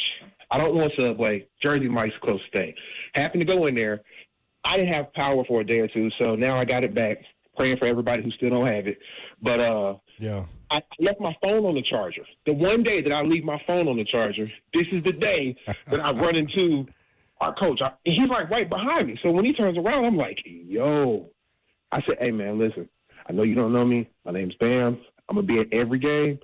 Please, come turn this offense around. He laughed. Coolest dude. He's like, man, just landed in town. He's like, how long you been a fan? My whole life. This was so different. I talked to him for a minute, and then after that I was like, when I got my sandwich and he was leaving, I said, I'll see you at Nissan Stadium in September. He said, you bet. Come on, man. He ain't leaving the house, man. Come on. I love it. I don't know whether to believe you or not. No, Bam. I mean, my track record is pretty good, Don. I don't know why you wouldn't. It is pretty good. I know, but usually you have video to back it up. And that's once again, the one time I leave my phone in the car, here we are. Yeah. Here we are. You did have D-Hop at 12:30 Club. He did, yes. My point, and see, I didn't want to run to the car, go get my phone, and be like, it kind of looks kind of groupie-ish, and I'm far from that. You know what I'm saying? Yeah, you got to be cool, man. Yeah. You're a musician. You got to be cool. That's right. My point exactly. So, I invited him out to a couple shows, you know what I'm saying? I told him, where to get good food at, told him about Hattie B, told him, this, that, and that. So, all I'm saying, we got our guy. That's all I'm saying. I love it. So, thank you, Bam. Good stuff, man. Yes, sir. Bam, just running into all the people. Jersey Mike's in Metro Center. He seriously does, though, run into a lot of people. So, I asked you guys this in the break. Is this like the most excited you've seen a fan base for a coordinator hire?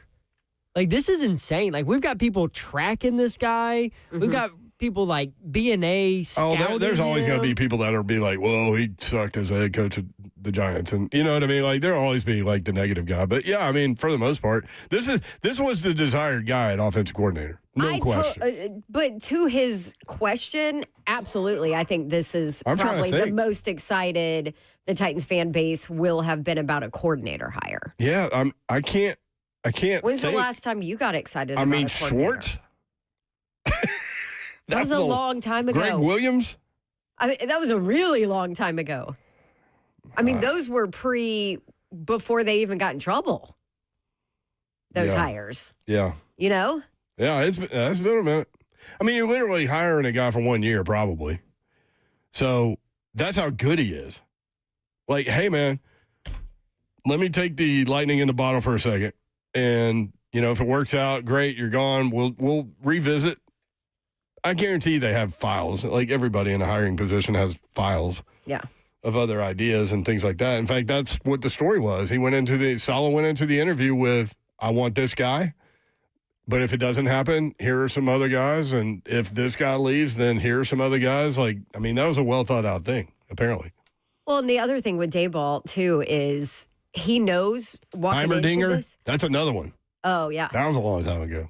That was a really long time. He was the offensive R.I.P. coordinator that led Steve McNair out of the 160 yards a game and just tight end throws and Eddie pounding the rock to MVP, co-MVP in 2003. Yeah. Heimerdinger was great. Yeah. Rest in peace. So the other thing with Daboll, too, is he knows this is going to be his offense. He knows Saleh is going to call the defensive plays. He knows he will have full. Is autonomy the right word? Mm-hmm. Full autonomy to this is his offense, play calling. Like, he's not going to have a head coach that's tinkering in his business a ton. They will have conversations. They'll be on the same plane and all that. Don't get me wrong. It's not like Saleh's going to be like, here, okay, see you later. See he you next had to season. hire basically a head coach for the offense. He had to. If he's going to call defensive plays. Yes. And it goes beyond that. It goes beyond calling defensive plays on a Sunday. He's putting together the game plan, too. Now he's having help, but like when he's that guy, that's where he's spending his time during practice, too, for the most part. Mm-hmm. So great job by Saleh to get this done. Also, shout out to Jelly Roll. Everybody is giving him credit for breaking this. I think he did it by 1 minute. Like Jelly rap Roll. sheets, like good scoop. Maybe Roll Rossini's was like, in. we are all scooped by Jelly. You think Jelly was in Jersey Mike's? Perhaps. He beat Or Bam to the story. facility. Yeah, or the facility. Zeph, you've got more information on this Daboll potential hire? It is official, as the Tennessee Titans have officially put it out, that Brian Daboll is the new OC in Nashville. Your reaction, 615-737-1045. 3HL is powered by Spring Hill Heating and Cooling, springhillac.com.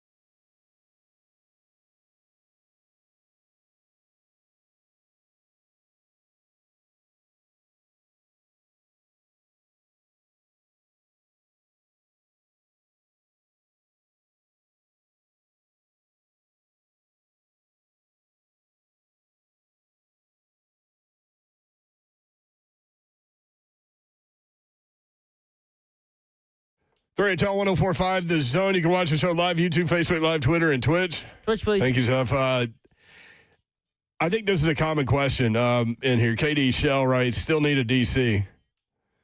Breaking Through Bits writes, DC just a formality, solid call in place. That is exactly how I would.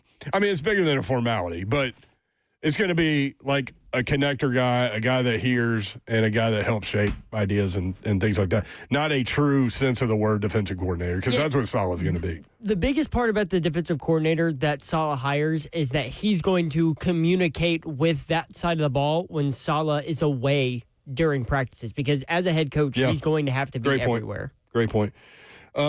615-737-1045. You want to react? Brian Daboll hired as Tennessee Titans offensive coordinator. It's interesting. Bam called in, said he saw Daboll at Jersey Mike's. I love these things where people see people. Evidently, Buck Rising doing his show today had a call from who? Jerry at the Nashville International Airport. I want to hear this. Jerry is calling us from, Nashville International Airport? All right, very good, Jerry. We just flew on the plane from Vegas to Nashville with Brian Daboll. Oh. He just landed. Are you sure? I talked to him. Oh, did you? What did he have to say? And we just said, good luck with Nashville. We support you. Hope you get a contract today. Something to that effect. And what did he say? He said, thank you very much. Ever the diplomat. Thank you for the reporting, Jerry. We do appreciate it. Okay, thanks. God, I hope it was just another fat guy. You heard it here first. Yeah, right. Somebody just walks up to a bald person. We have the new nickname for this coaching staff now. Sorry, that was Jerry that just called in? That was Jerry, yes, at BNA. If Adam Good job, Schefter breaks the news that Brian Daboll is going to be the next offensive coordinator of the Titans and doesn't credit Jerry had it first. Jerry out of BNA, we riot.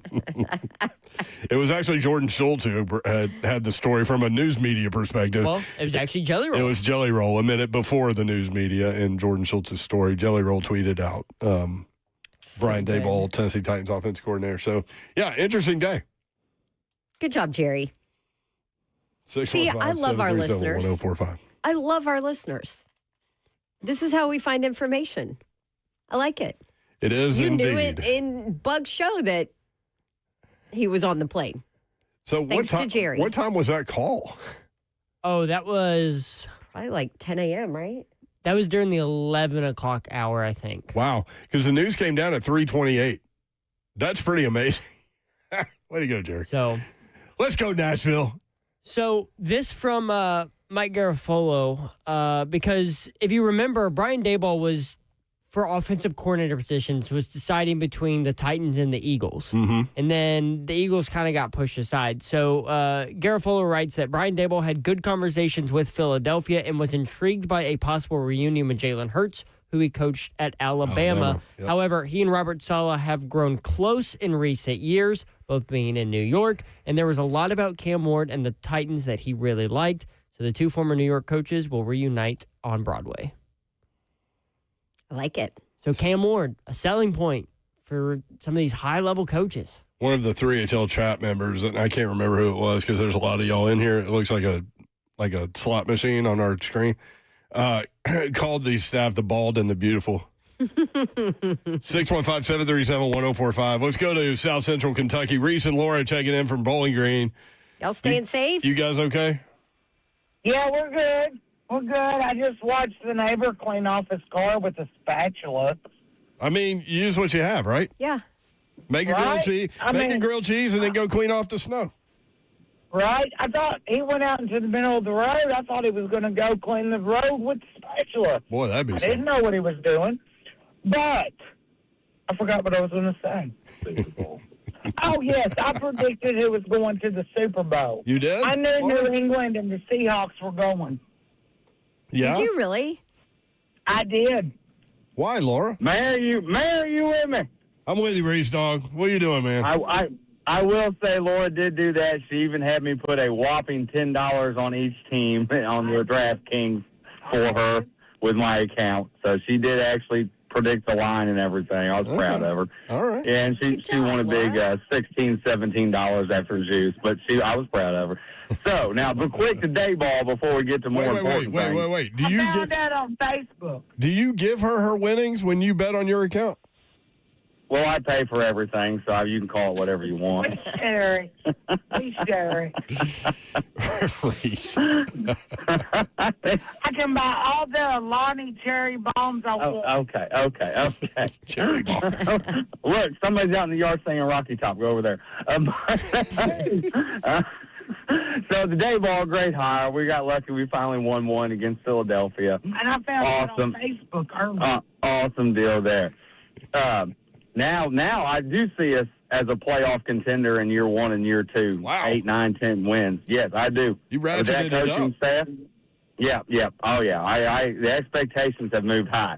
But now, do you remember Robert Parrish, Mayor? Yes, sir.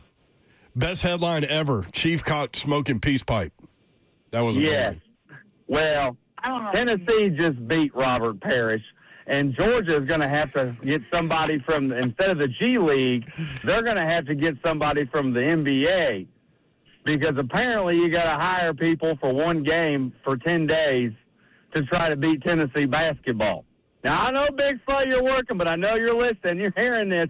We took down that G League player, and we're going to do whatever player that Georgia takes trying to take us down, and we're going to take them down too. What do you think about that, Mayor? You feel really good now after that performance against Alabama. Oh, man. I tell you what, the neighbor had the dog out. I'm outside. I got my 18-pack of beer in the snow, and a cop rolls by. He slow rolls it. I turn the radio down real quick, and then I get out, and I'm trying to drink a beer and get another beer. 4 stray cats roll up. The dog tries to come over, and I'm trying to listen to the game, and he hates us, and he goes, "How's Tennessee doing?" I said, "We're down a little bit." I said, "We're coming back." I said, "Come out after the game and see if you don't hear Rocky Top." Sure enough, you know who didn't come out after the game, Mayor? The police officer.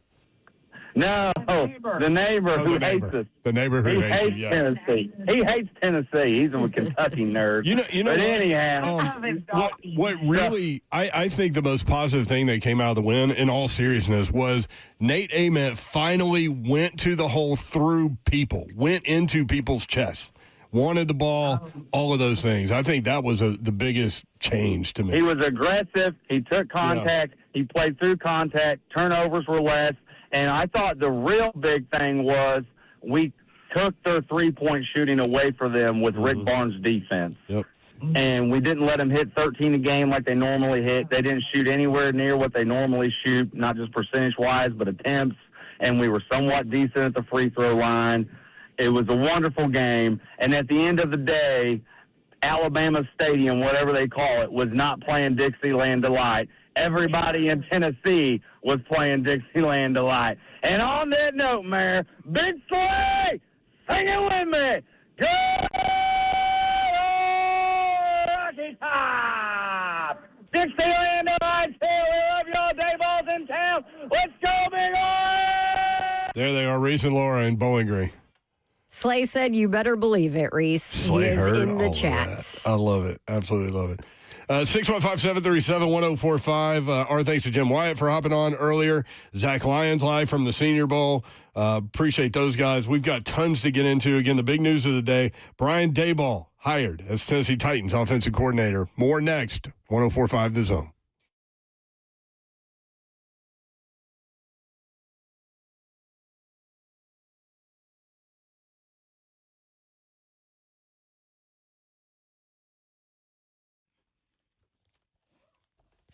Cold temperatures, make sure that your financial wealth is not left, your goals are not left out in the cold. Call my friends with Trajan Wealth. They can help you out and make sure that you are ready for retirement, that everything is set, that you feel good about your financial wealth journey. They can be your partner in that financial wealth journey. It's one thing to save for retirement. It's another to feel ready ready for it, and Trajan Wealth can help you build a real plan with less guesswork, more peace of mind. They explain everything to you. They give you options. They never once try to sell you on something you don't need. They will help you. If you want a clear path forward, call Trajan Wealth today. They will give you a complimentary consultation. 2 offices in Brentwood and Franklin. 615-270-5000 is the phone number. Give them a call. Check them out online, TrajanWealth.com, and let Trajan Wealth be your partner in your financial wealth journey. Advisory services through Trajan Wealth LLC, SEC registered investment advisor. Client paid advertisement. Additional disclosures at TrajanWealth.com.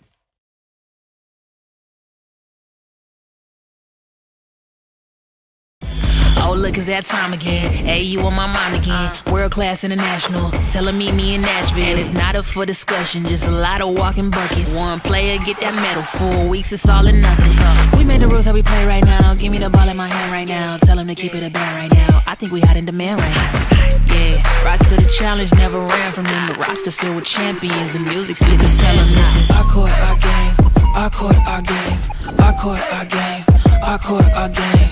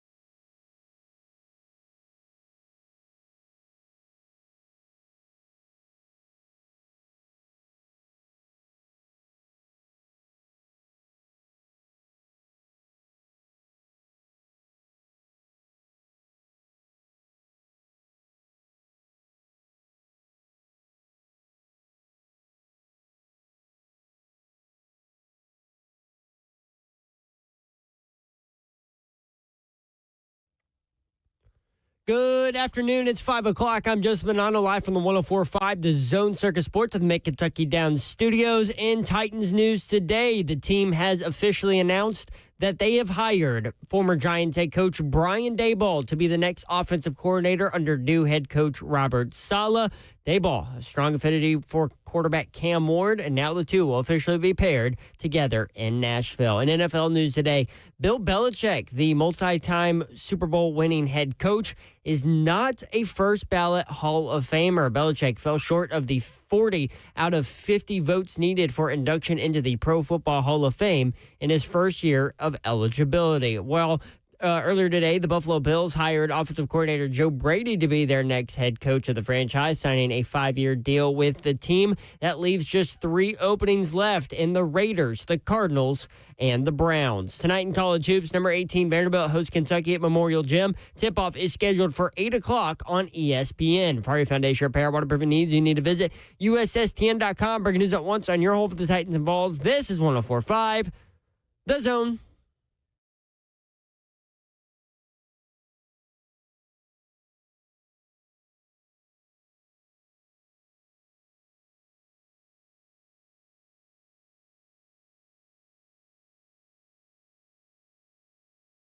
Three HL 104.5 The Zone. Brent Doherty with you on a beautiful evening in the Music City. Hope you're doing okay out there. A lot of y'all dealing with a lot of stuff. We understand, and thoughts and prayers for those without power and any kind of accidents that have occurred. Shout out to the first responders out there dealing with the conditions and also trying to help people. And a lot of y'all taking people into your homes that have power for those that don't. Want to let you know, 104.5 The Zone is going to the Bay to broadcast live from Radio Row at Super Bowl 60. Tune in as we talk with very special guests. Zeph Dog is doing a great job already getting in front of all of this, and we look forward to it for sure. Our radio coverage presented by Circus Sports and Ferguson. For more information on this event, to hear our special interviews on demand, visit 1045thezone.com. Got some really exciting names hoping to get on next week, and should be a fun time. Well, and we have fun with this because we get into storytelling, and we love for people to tell their story. Like, how did you get to where you are? And pick out some things. Like Chris Myers last year told some incredible stories about interviewing Mike Tyson, for example, one-on-one. Oh, those were good. He said he was actually terrified, and that Mike Tyson, kind of flipped a switch when he asked about biting Evander Holyfield's ear. Yeah. And then after they were done, Tyson was like, hey, man, want to go play golf tomorrow? It was really cool.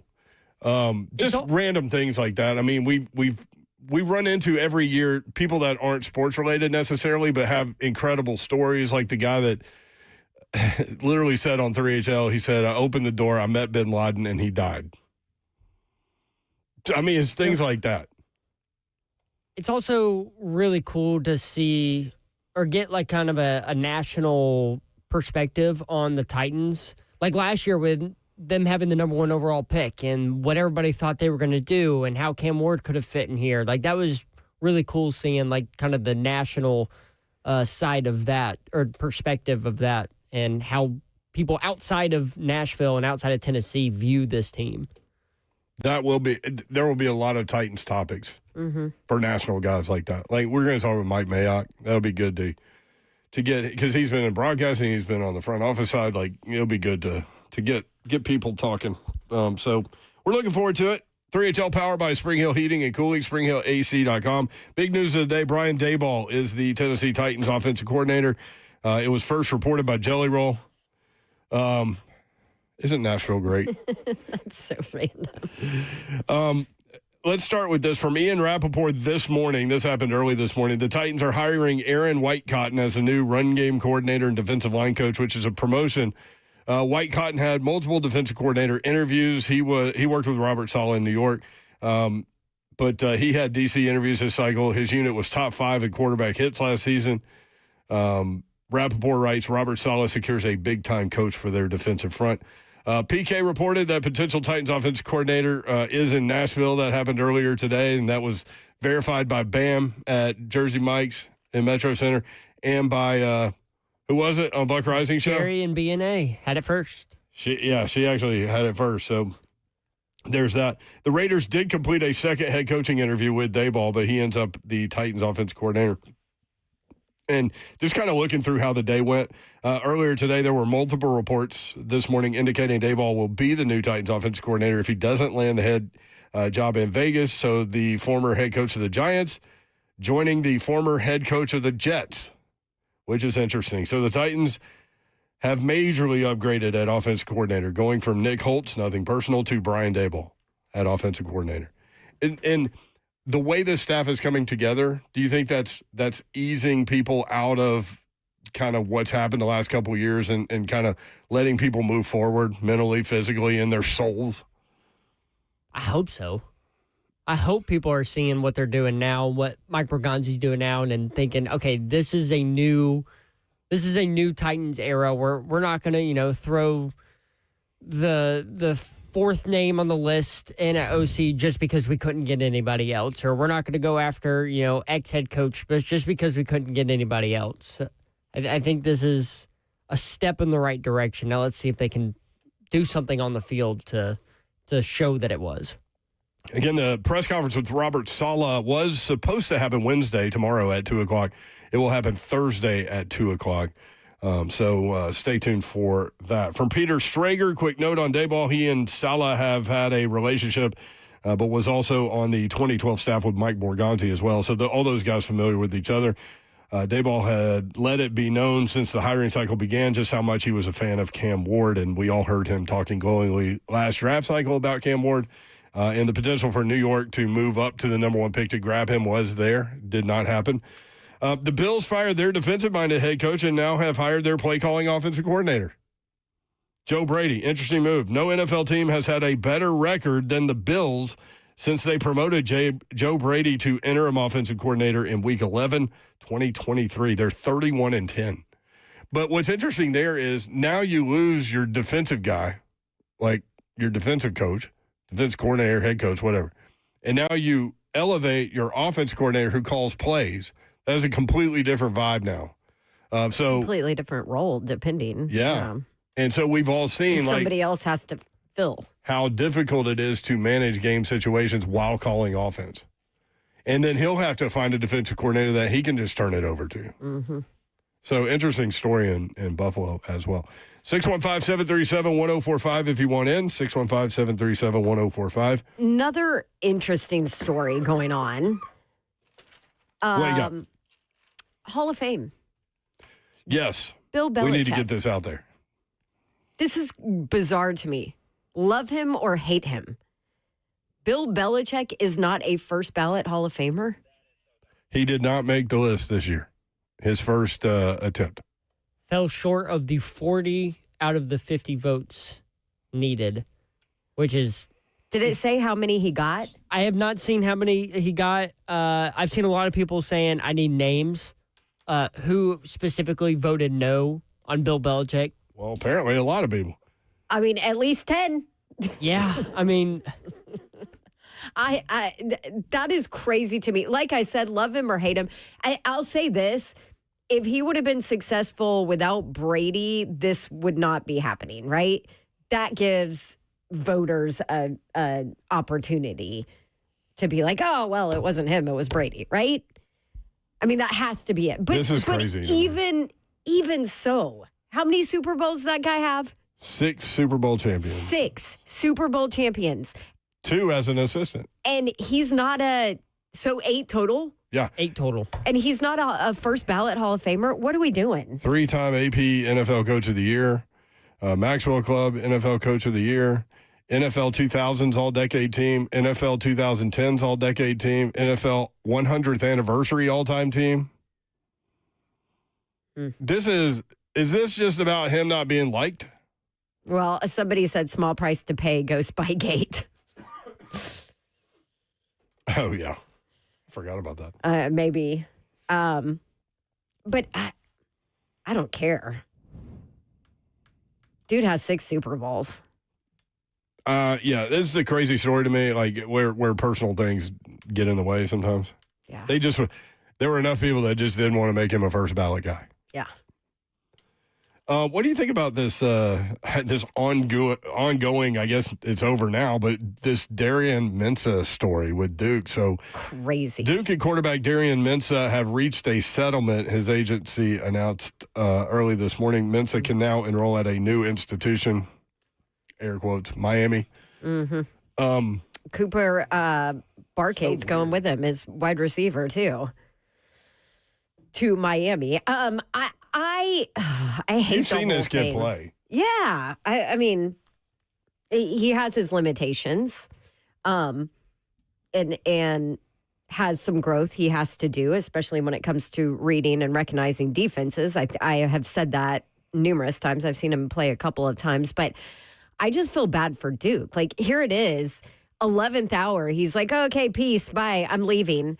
Yeah. On the day the portal closes, even if Duke had some kind of a heads up, I mean, they signed him to a 2-year deal. Everybody made such a big deal about it, that it was $8 million for this kid, the Tulane quarterback. Oh, I can't believe you paid him that much. But what they did is they did a 2-year deal, $4 million a year, so that they could have him for longer than just a rent a year.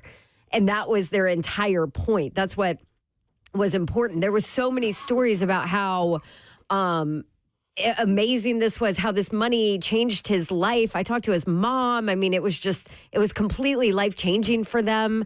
You know, all of that. And then all of a sudden he's like, okay, cool. Thanks for the life-changing 2-year deal. I'm only going to serve one of them, and Deuces. now I'm out. Got a bigger stage at Miami, but Duke won the ACC this year. So, yeah, well, I'm not convinced that he is good enough to be like a national championship winning quarterback. That's now, what I wanted to depending ask on you about what him, he has around him. because But yeah. his numbers are great. Right.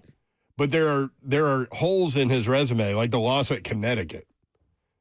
Yeah, Getting housed at home by Virginia. He did not play well at UConn. No, 2 interceptions in that game, and they lost 31-22.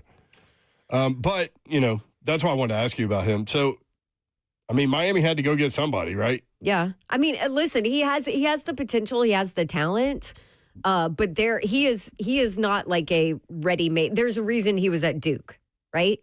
There's a reason that they wanted a 2-year deal.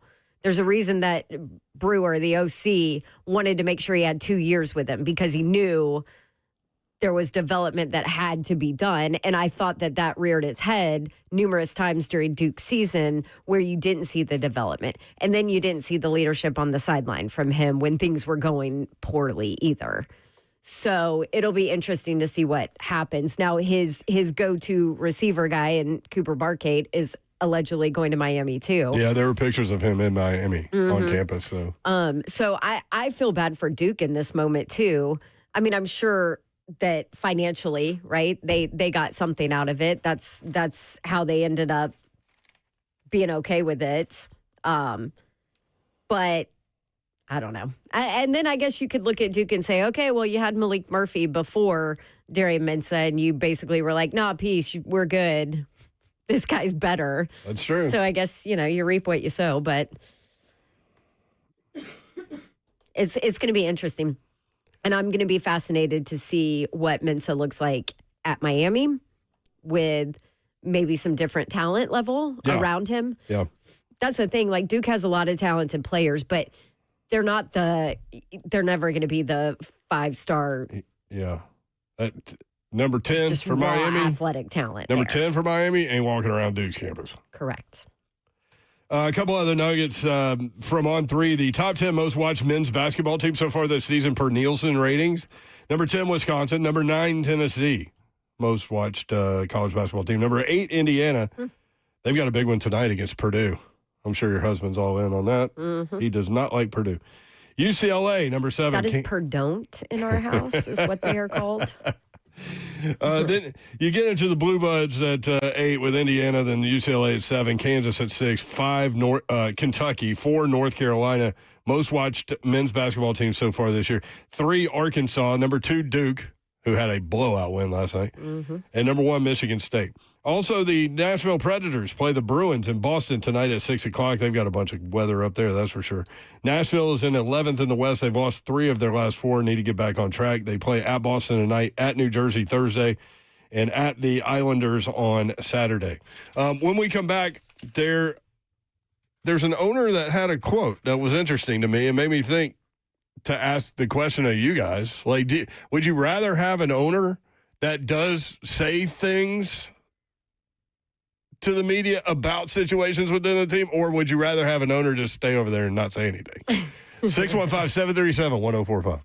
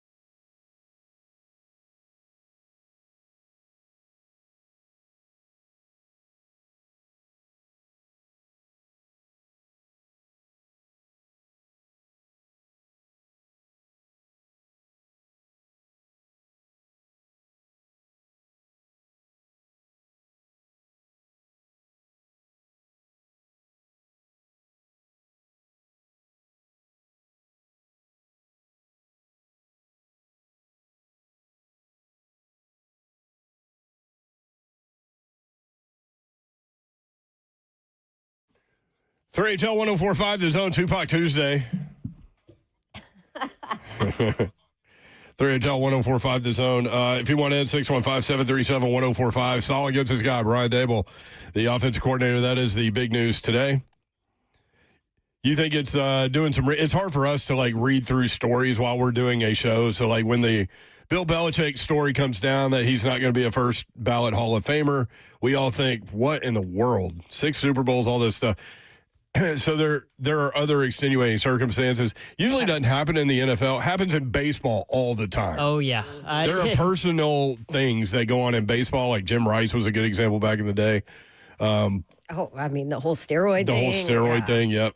But NFL usually don't see that very often. But obviously there was an axe to grind from some people on this deal. So Ari Myrov put out, actually he shared this from the ESPN report on the Belichick Hall of Fame news, that Bill Polian, who was a former Bills and Colts general manager and, as he puts it, a longtime Patriots rival, was apparently a vocal and very large voice in the Hall of Fame deliberations involving Belichick, with Spygate and Deflategate coming up among voters during discussions. Per a voter who spoke anonymously with Polian, he told some voters he believed Belichick should have to wait a year as his penance for Spygate and Deflategate. Okay. Polian was with the Colts when Peyton and Tom Brady were going at it. Not anything personal there? And if you're one of the voters that let that get to you and let that influence your decision, I question your vote. Well, I mean, also, those things were not good. Yeah. But they were dealt with, right? Like, he served. Maybe not enough. They served their time. Maybe not enough. Another NFL note. I want to throw a question at Babs and y'all. 615-737-1045 from Front Office Sports. The Steelers' hiring of Mike McCarthy as head coach is drawing widespread blowback from Steeler fans. So I saw a post, I think it was Bussin' with the Boys, where they said, you go from a head coach that hasn't been to the Super Bowl since 2011, fire him, and hire a guy who hasn't been to the Super Bowl since 2011. Ramon, when that news broke, I heard Ramon on Ramon and Will in the Mornings. Yeah. Call him the White Mike Tomlin. Okay. Mike McCarthy gets the job. So there's blowback all over the place, you know? So owner Art Rooney fired back. And my question is, Titans fans, would you rather Amy Adams Strunk do this kind of thing or not say anything about any groans you have about things? He said this. He said, none of that will matter once we're starting to play games, end quote. I'm like, wow. Defensive much? I get it. I get defensive sometimes. It's a weakness with me. But would you rather have an owner that goes out there and, like, takes a little shot? Like, just wait. I'm super smart. I hired the right guy. He's going to win a bunch of games. Wait and see. I don't have a problem with that. You don't have a problem with it? So if Titans fans were upset about Robert Saleh and she said that, none of that will matter once we're starting to play games. Number one, that's out of character for her, but it is. Also, Steelers kind of have a track record of doing well in hires. Titans do not right now. They've only had, what is it, 3 coaches before this one since 1969 or something?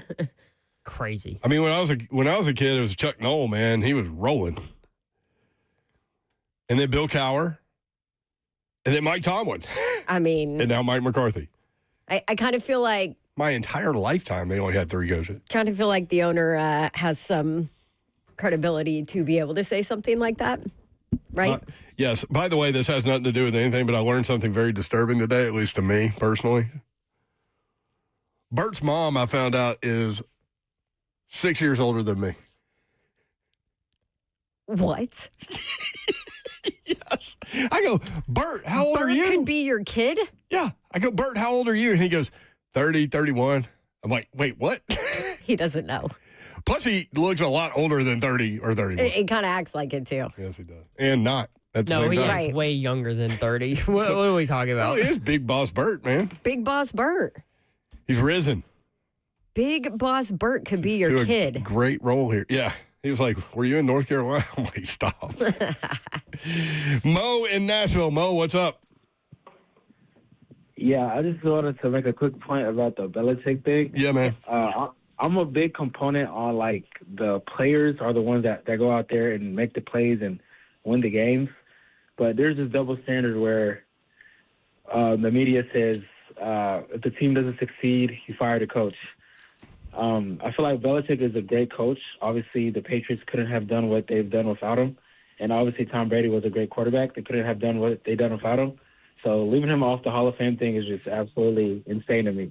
But thank you, guys. Thank you. Appreciate it. Yeah. Yeah, With me you, too. Mo. Mo money. You can watch the show live, YouTube, Facebook Live, Twitter, and Twitch. Twitch, please. So many people watching on YouTube today. Really appreciate y'all. A lot of likes, too. Make sure you like it if you can.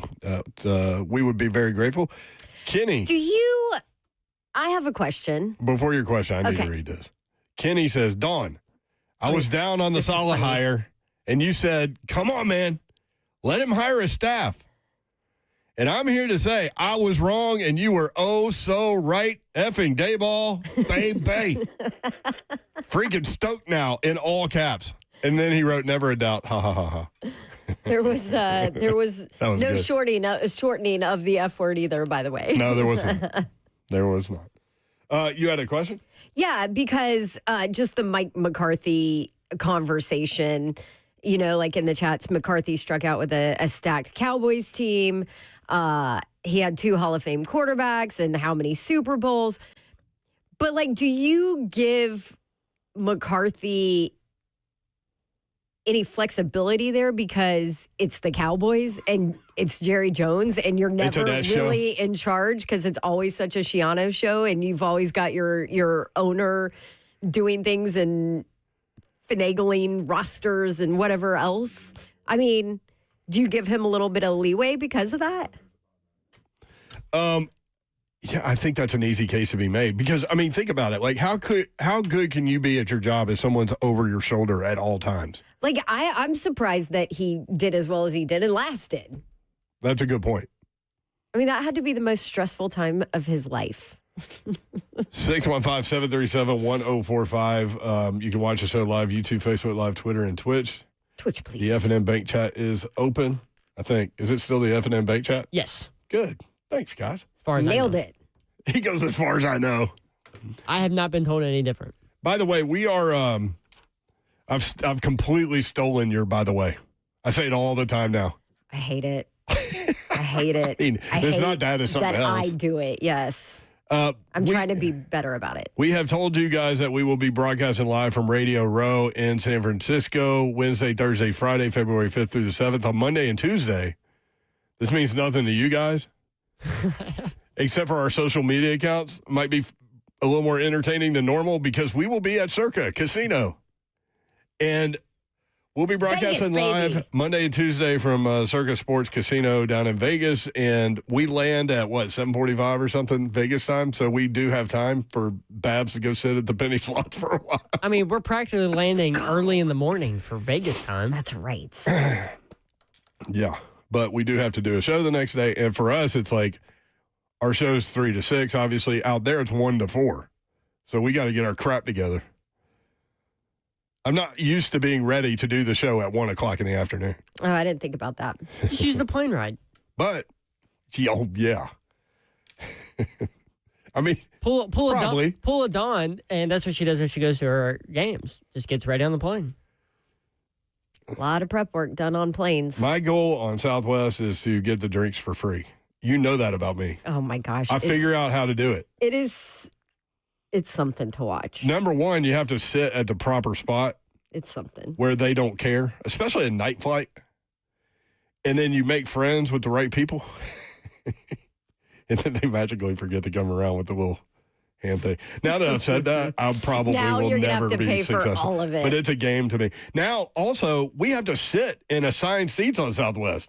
First world problem. I hate it. I hate that too because Babs is going to be in the middle seat. Yeah, that pisses me off. Also, I am not a middle seat person. Slay kind of got, I think it's on the trip there To Vegas. He kind of got. He's on an aisle. So Yeah. he gets to stick that right or left leg, depending on where he is, out down the aisle. But his other leg's going to be kind of stuck Yeah, behind the seat. that is true. So I think for only that flight is like that. The rest of the flights are me at the window, which I like the aisle. I like the window.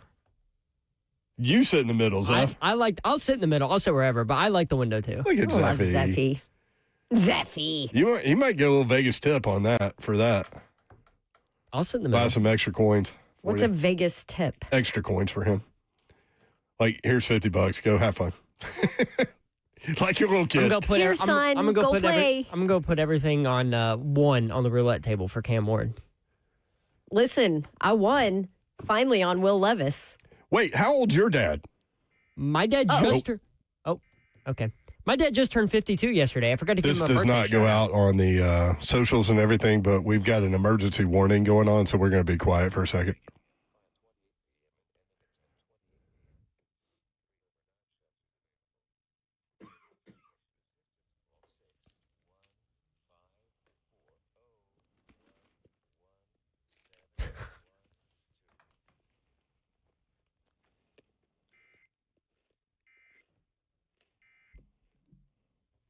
So 3 overnight shelters have. I saw a message about this. I know Franklin High School was used as one, and they'll go pick you up if you call them. 615. What was the number? 401-1172. I think. If it's not, I apologize, but I really thought he was going to say it twice. That's kind of the trick. Usually they do. Yeah. But anyway, so there's that. What were we talking about? Oh, Vegas. Vegas. Vegas, baby, Vegas. When I worked the Vegas Bowl, I brought the whole family. Mm-hmm. Chaos ensued. But every time we walk into a casino, Baby Babs is like, Mommy, let's go play these games. I'm All like, the lights and in due yes. time, Baby Babs, in due time. Not yet. Man, you're going to be like an old spinster with your daughter at the slot machine. Let's go to the penny slots. Drinking cheap alcohol. You asked how old my dad was. He's 52. I forgot to do this yesterday. Okay. We were a little busy, but yesterday was his birthday. Oh, so happy birthday, Dad. I just knew within my soul Papa that Zeph. we needed to acknowledge that. So shout outs presented by your mom and them. Shout out to Zeph's dad. So he turned 52? Turned 52 yesterday. Okay. Aw. You did good raising this guy. Yeah. Most days. God help you. Most days. Most days. Dude, before I do this, let's do this. Is this Eddie or Edie? Eddie. Eddie in Long Island. Eddie, what's up?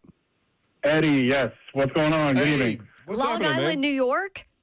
Long Island, New York. Oh, talk to us, Eddie. I'm a Titans fan from New York, from Long Island. I've been a fan for almost 30 years now. Well, they were the Oilers before that, right? But yeah. I am so pumped about the coaching staff. I thought for sure, well, first of all, after they got rid of Mike Rabel, I never thought I would ever forgive him, but I got to get over that. I think we all do, right? When I thought for sure they were going to go after Nagy, but now we have Salah, Daboll. We have some, with Salah, the defensive expertise that he's going to bring. Daboll's a proven developer. Look what he did with Josh Allen. I'm not saying we're doing playoffs next year, but 2-3 years, we're going to be a force to be reckoned with, and I cannot wait. Okay, so what's the overall thought on Salah in your neck of the woods? Well, over here, the Jet fans here, it's mixed. They like him, but the thing was he had no quarterback to work with because the Jets defense when he was here, they were great. Yep. If they would have had Rodgers or Rodgers didn't get injured, that what was it, 2 years ago now, they probably would have made the playoffs.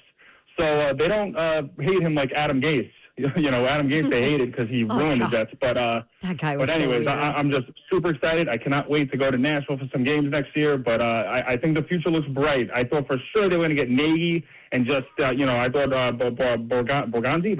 How do you pronounce his name? Borganzi. I thought for sure. He's a Boston guy, though. You probably don't like him. I thought for sure he was going to get his buddy, and it was going to be. I hate to say it, same old Titans. But I like where we're going. I think finally, things are going to turn around. Love it, Eddie. Long Island. I love it, man. Thank you. Appreciate you. Thanks, Eddie. Take it easy. Be good, guys. All right. Good stuff. I love hearing from Long Island. I mean, how about that? These guys were the coaches of the Giants and the Jets. And now they're on the same staff in Nashville. It's amazing. You got news on the contract for Daboll? Yeah, Paul Kaharski had this. Brian Daboll getting a 3-year contract with the Tennessee Titans. I like it. Don't overextend yourself in case he's gone, but there's probably a provision in there. If he gets hired as a head coach, then there's probably some buyout situation. I can't remember. Did Saleh get the 5-year? Did Saleh get 5 years? Yep. That's what all the head coaches are getting. So, yeah. That's interesting. When we come back, I got a weird story out of Japan, oddly enough. If you want in, 615-737-1045. We'll be right back.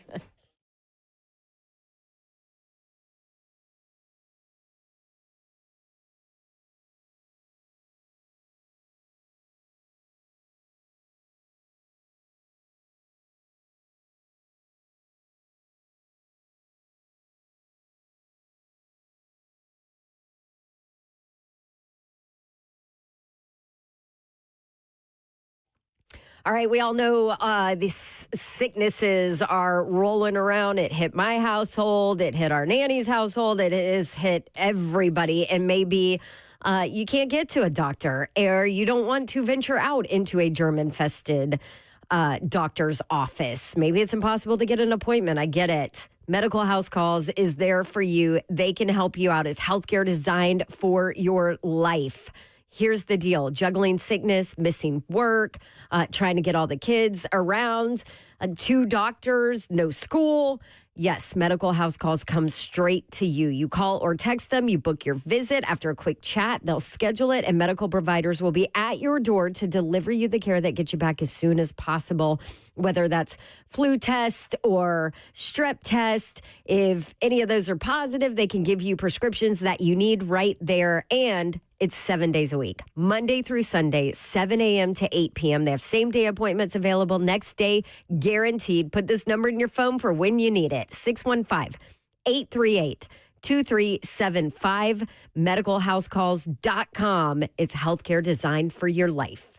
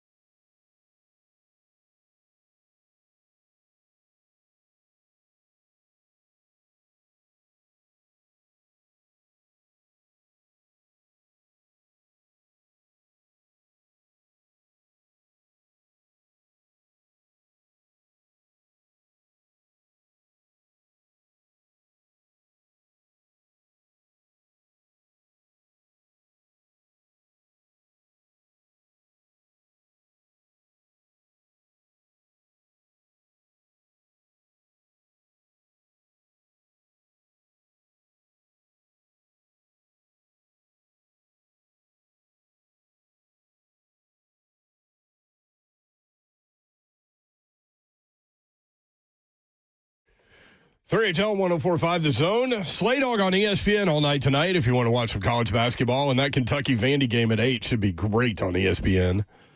Vandy is 6.5-point favorite. Slay Dog will be all over ESPN. He'll be on the SEC Network tomorrow.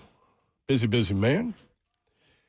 Zeph, you found a CBS Sports article about free agent predictor, basically? Yeah, this from CBS Sports. Let me find the author of this article. It was Zachary Perales, listed his top 50 free agents in 2026 in the NFL and predicted their landing spots. And the Titans' names showed up 3 times on this list of top 50. Number 1 is George Pickens with the Cowboys. They have him staying there. Trey Hendrickson, Ravens.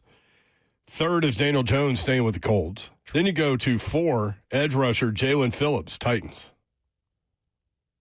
That would be huge. I still hear Tupac, which is a great thing. My bad. I saw the pot fill up. Yeah, no, that would be great, especially if they go after a David Bailey or a Reuben Bain there in that first round. Just kind of bolster that edge position with a rookie and a vet. Yeah. Plus, you have the opportunity to bring guys like Jihad Ward and Arden Key back, and that room would infinitely look so much better than it did just a year ago. I'd be surprised if Key was back. I think somebody might overpay him. That's why I think what'll happen with Chig. I think somebody will overpay him. I would like to see Chig back. This is what they wrote about Jalen Phillips. Tennessee has the most effective cap space in the NFL, and they use it to their advantage here to bring in an impressive edge rusher. Phillips only had 5 sacks in 2025, but he was tied for 9th in the league in pressures and had an impressive 18.8% pressure rate. That's the kind of guy just feed people into Big Jeff. You know what I mean? Mm-hmm. What else we got here? Oh, number 8, Aaron Rodgers' retirement. There you go. You think you might want to work with Mike McCarthy again? So I saw someone ask to run it back one more year? I saw someone ask Mike McCarthy about that, and he obviously chose the safe answer and said, well, why wouldn't you want Aaron Rodgers? But didn't really commit to, we're going to try and get him. Number 11 on this list, wide receiver Jawan Jennings. Jennings had a breakout 2024 and followed it up with a solid 2025 that included 9 receiving touchdowns. He's big, strong, reliable receiver who is especially effective on 3rd downs, and Robert Saleh would love to bring him along from San Francisco to the Titans. Other suitors, Bills, 49ers, Falcons. Would love to have Jawan Jennings back in Nashville. Dog. And I know we picked out that number, which was the market value for him, about $22 million. It's kind of a sticker shock price there. Yeah, but it put him like 25th in the league. And there'll be other deals done this offseason that'll push it lower than that. Yeah, I'm sure like Alec Pierce from the Colts, who I think is number 6 on this list. They have going to the Commanders. I know a lot of people have him picking up a really big contract after what he's done there in Indianapolis. Number 33, the other Titans player here, linebacker Nakobe Dean. This is a free agent projector.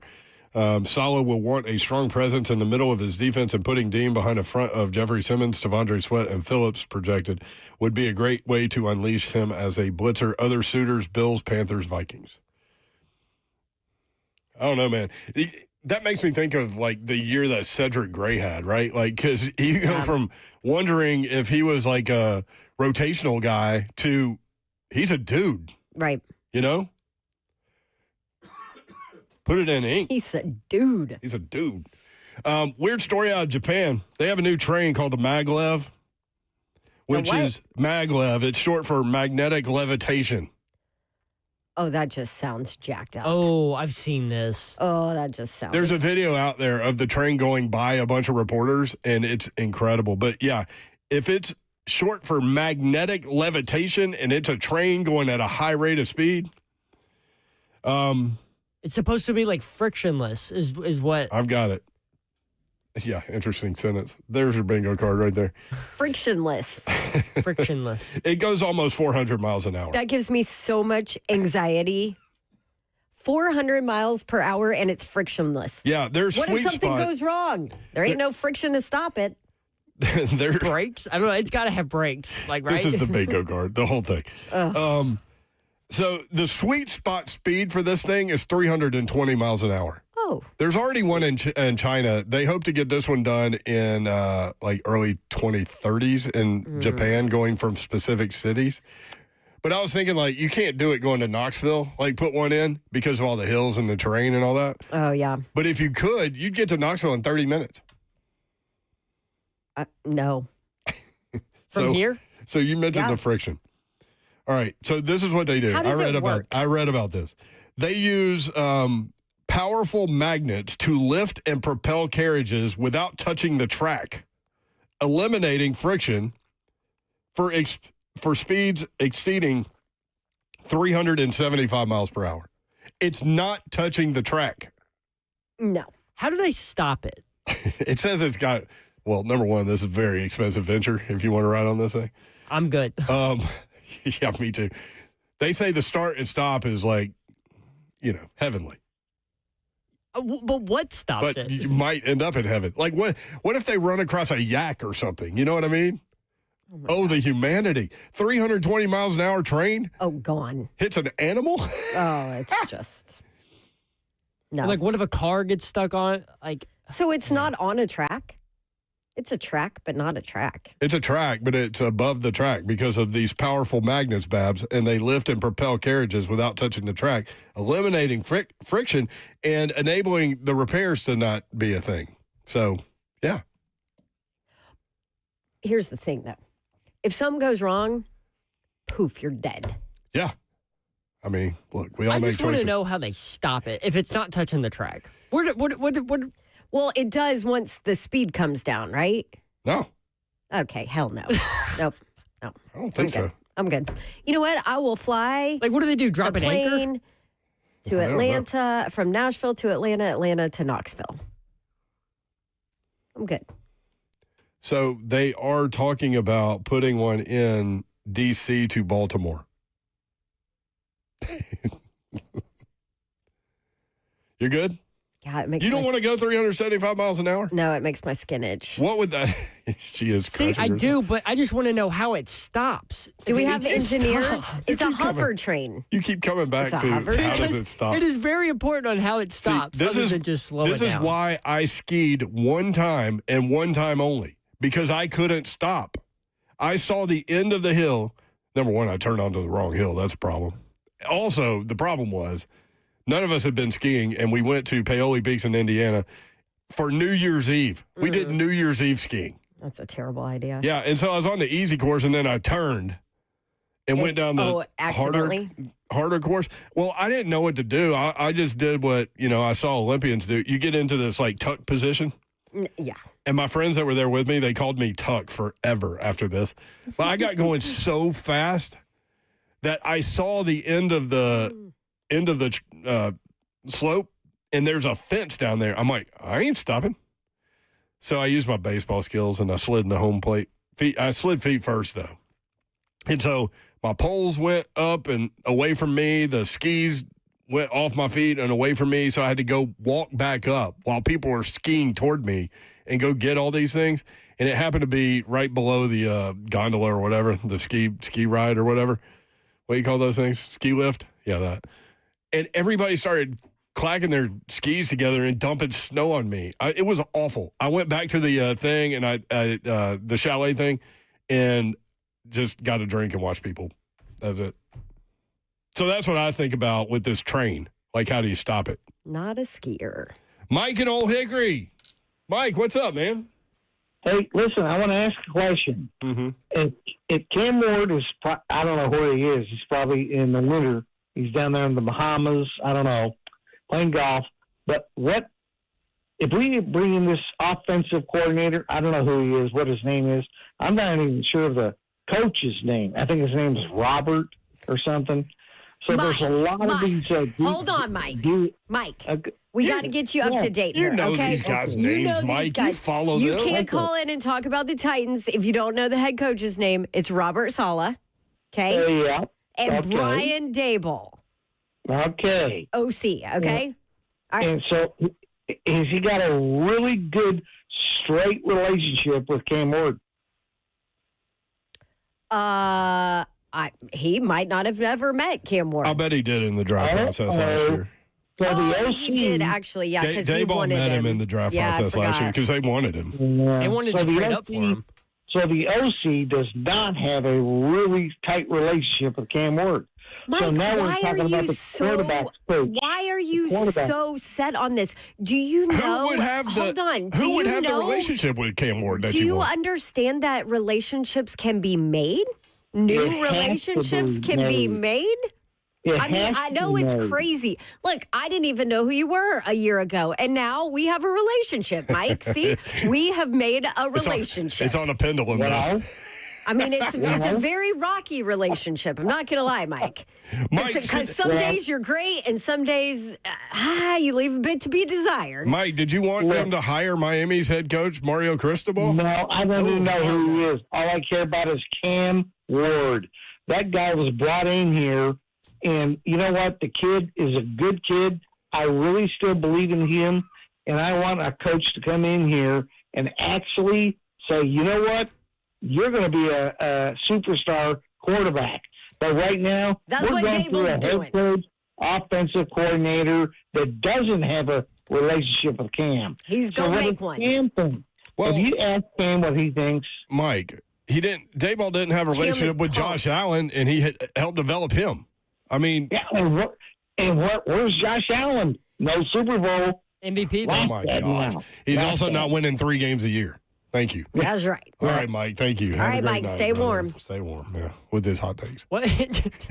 Go get a glass of champagne. Mike and his hot takes. Celebrate. What do you think? He said. He said, what do you think, I Cam love Ward? Mike and Old Hickory. I have no idea what he's ever going to say. What do you think Cam Ward thinks about this? Don goes, well, he's pumped. Pretty sure Cam's pumped. He's good. Oh, Mike. Cam's happy, Mike. I know Big Jeff's pumped about the head coach. You know, that's not even what he told me he wanted to talk about. No, of course. He's not going to tell you what he wants to talk about. He said he wanted to predict the Titans' record in 2026, which was, I think he said 5-12. Okay. Well, he's got another call to make at some point this week. What was I going to say? Also, I forgot about that. Daboll really wanted Ward. Yeah. He loved it. There's a reason that he took this job. He believes in that quarterback. He ain't taking the OC job if he doesn't believe in the quarterback. That's right. He picked the Titans over the Eagles off of the coordinator job because he wanted to work with Cam Ward. And there's a relationship. And he had a relationship. He had a relationship with Jalen Hurts because he coached him in college. That's right. All right. That does it. We appreciate you guys, man. Always appreciate the support. Thank you for allowing us to be a part of your day and your lives. We do appreciate that. We do not take that for granted, nor do we take that lightly. Hopefully we put a smile on your face. I know a lot of y'all dealing with some tough stuff right now. I almost dropped a S-bomb. The 3HL bingo card is everything that these two said about friction. 3HL, organized chaos. Have a great night. Good night. God bless. See ya. Wouldn't want to be you unless you're a shout-out to Mike Berganzi and Robert Saleh for landing Brian Daboll as the next offensive coordinator of the Titans. Berganzi.